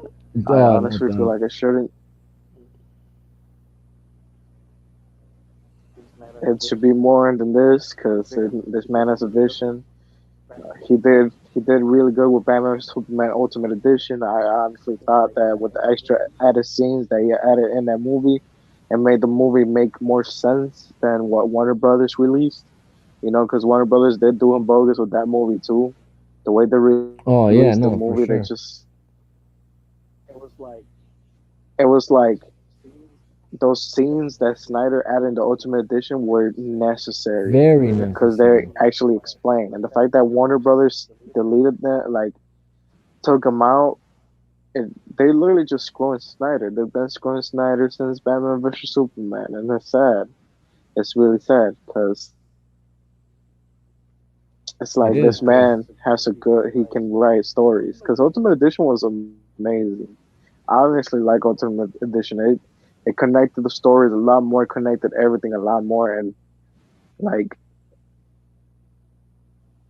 just those extra added scenes that Snyder put in there that he knew were necessary just made the movie 10 times better. Oh yeah. And also, yeah, if you haven't watched the Ultimate Edition, definitely give it a watch because you guys are Yep. missing out. Yeah, I understand the theater version. People were disappointed, but that's because Warner Brothers tangled with it, just like they did with Justice League. But Ultimate Edition, that was all Snyder. He put all the scenes that were supposed to be in there, everything. Big Definitely facts. give it a watch. Definitely. Big facts, dude. Like if you haven't watched it, you need to watch it. Especially if you intend on watching Zack Snyder's Justice League, you want to watch. I mean, you want to watch Man of Because Steel, and yep, yep. and you want to watch a Batman versus Superman Ultimate Edition for sure, for sure. there's you don't not want to Oh do man, this. You know, miss out on that for sure. I just can't wait, dude. I can't wait for March 18th, dude. I can't get here any sooner. Um, it's like, man, dude, I've been waiting for this my whole life. It's gonna blow it out of the park. I honestly been waiting. Oh man, just it's gonna be the Justice League live action done right. Dude, being done right for the like, cause dude, it's one of those things where it's like, if you were a fan then, you watch Man of Steel, you like, wow, you loved it, and then BVS came out, you watch it, and it's like, man, it's dope, and then Ultimate Edition is like, oh snap, even more dope, even more dope than what I thought it was, and it's like, then there's an expectancy level, and it's crazy Yeah, about it is that you kind of like saw it changing, but you could tell that they're about to screw things up because it was like, you know of what kind of happened with, I guess, with the Suicide Squad, but it was like, yeah, you know what I mean. So I really was convinced that, like, oh man, like I just don't see them really screwing the pooch. But this kind of, it's kind of weird that they went this route considering how they were already going. But I was like, but you know what? Like, maybe they're just trying to add diversity into that universe, which I was like, all right, cool, fine. Like, I was fine with that idea, you know. Um, but that was me thinking that was David Ayer though too. You know what I mean? Like, I thought like, oh damn, that's the way David Ayer went. That's the route he went, which is kind of funny to me because, like, watching his other films, I'm like, it doesn't really feel like it's David Ayer. You know what I mean? You watch Training yeah. Day, you watch um uh Fury, you know um heck, you even watch Bright on Netflix, and it's like, it Oh you know yeah, what I mean? And it's just not the same. Like, it was definitely different, like, oh wow, this is a whole different take, from what I thought we were gonna get, you know um so it's like, okay, well, but like I said, I was just convinced, like, okay, maybe they're just, you know trying to have diversity within the universe. That's why there's even different directors for these different movies. So it's cool, whatever, as long as I get to see Zack Snyder's work in the midst of it all, um yeah, definitely. but um but yeah, man. Oh man, yeah, yeah. um I think we should probably, there's more theories we can get into. I think, I get, let's just, we touched on the Snyder cut. We can, let's, I guess we're gonna just have to say the Snyder versus DCU for another day, because looking at the live, it's like, oh snap, we're already 3 hours in. um you know uh so yeah, I think this is a good ending point, for it. Definitely. Probably was a while ago, but maybe we should have. But we got too into it, We bro. did, we did. Maybe next time it's about, like, theorizing on one thing per live, instead of like multiple universes, because that's technically what we did. I think that's why it went so long. We technically touched on Star Wars universe, which is an expansive universe in its own right. We touched on Godzilla and Kong, universe, which it's a known expansive universe in its own right. And we touched on the MCU, which is its own expansive universe within its own right. And here we are, like, trying to get We into touch on four DC. different universes. Dude, four different universes, dude. So that explains the 3 hours. But um yeah. But yeah, man. It's crazy. I appreciate you coming on, staying with it. Gotcha. We lost He-Man along the way. No, I don't know. Maybe he had to go up against Gray Skull or Skeletor. I mean, You have to go up against Or Skeletor. probably just fell asleep. Yeah, right, right. He's facing Skeletor in his dreams. Um, Probably fell asleep like I did the other day. dude, that was. Did you ever watch it again, dude? That was hilarious, dude. That was hilarious. I couldn't stop laughing, dude. I'm like, this nigga, like, straight up snore. And the funny part is, like, at first I couldn't tell that that's what it was. Like, I thought it was just like you, like, cleaning your nose, you know? Or and even remember he was like he thought that it was just you, like, kind of like, like doing those laughs, like like that's what he thought it was. So Yeah, it yeah. didn't click right away because your snores weren't consistent.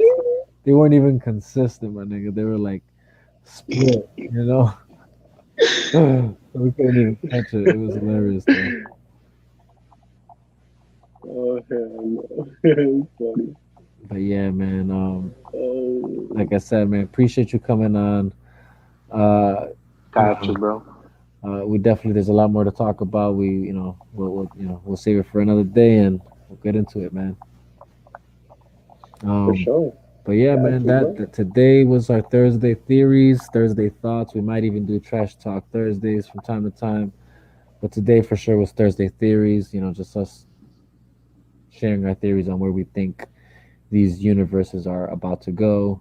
We'll probably save the DC universe for another time. We just theorized on the Snyder Cut for today. Um, but with that being said, I hope you guys enjoyed the show. Hope you guys learned some. And feel free to hit the comments. Let us know what you think. What are your theories of where these respective universes are about to go? Whether Marvel, whether Star Wars, whether Godzilla, Kong, and all that, and the Snyder Cut or the DCU. Let us know in the comments. And yeah, we hope to see from you guys soon. We're trying to do this every day, so definitely, but definitely appreciate for those that do tune in. Um, if you can, and if you like what you like, and you like what you hear and like what you see, um, you know, like, subscribe, share it, and again, leave your comments down below. Peace out. Peace.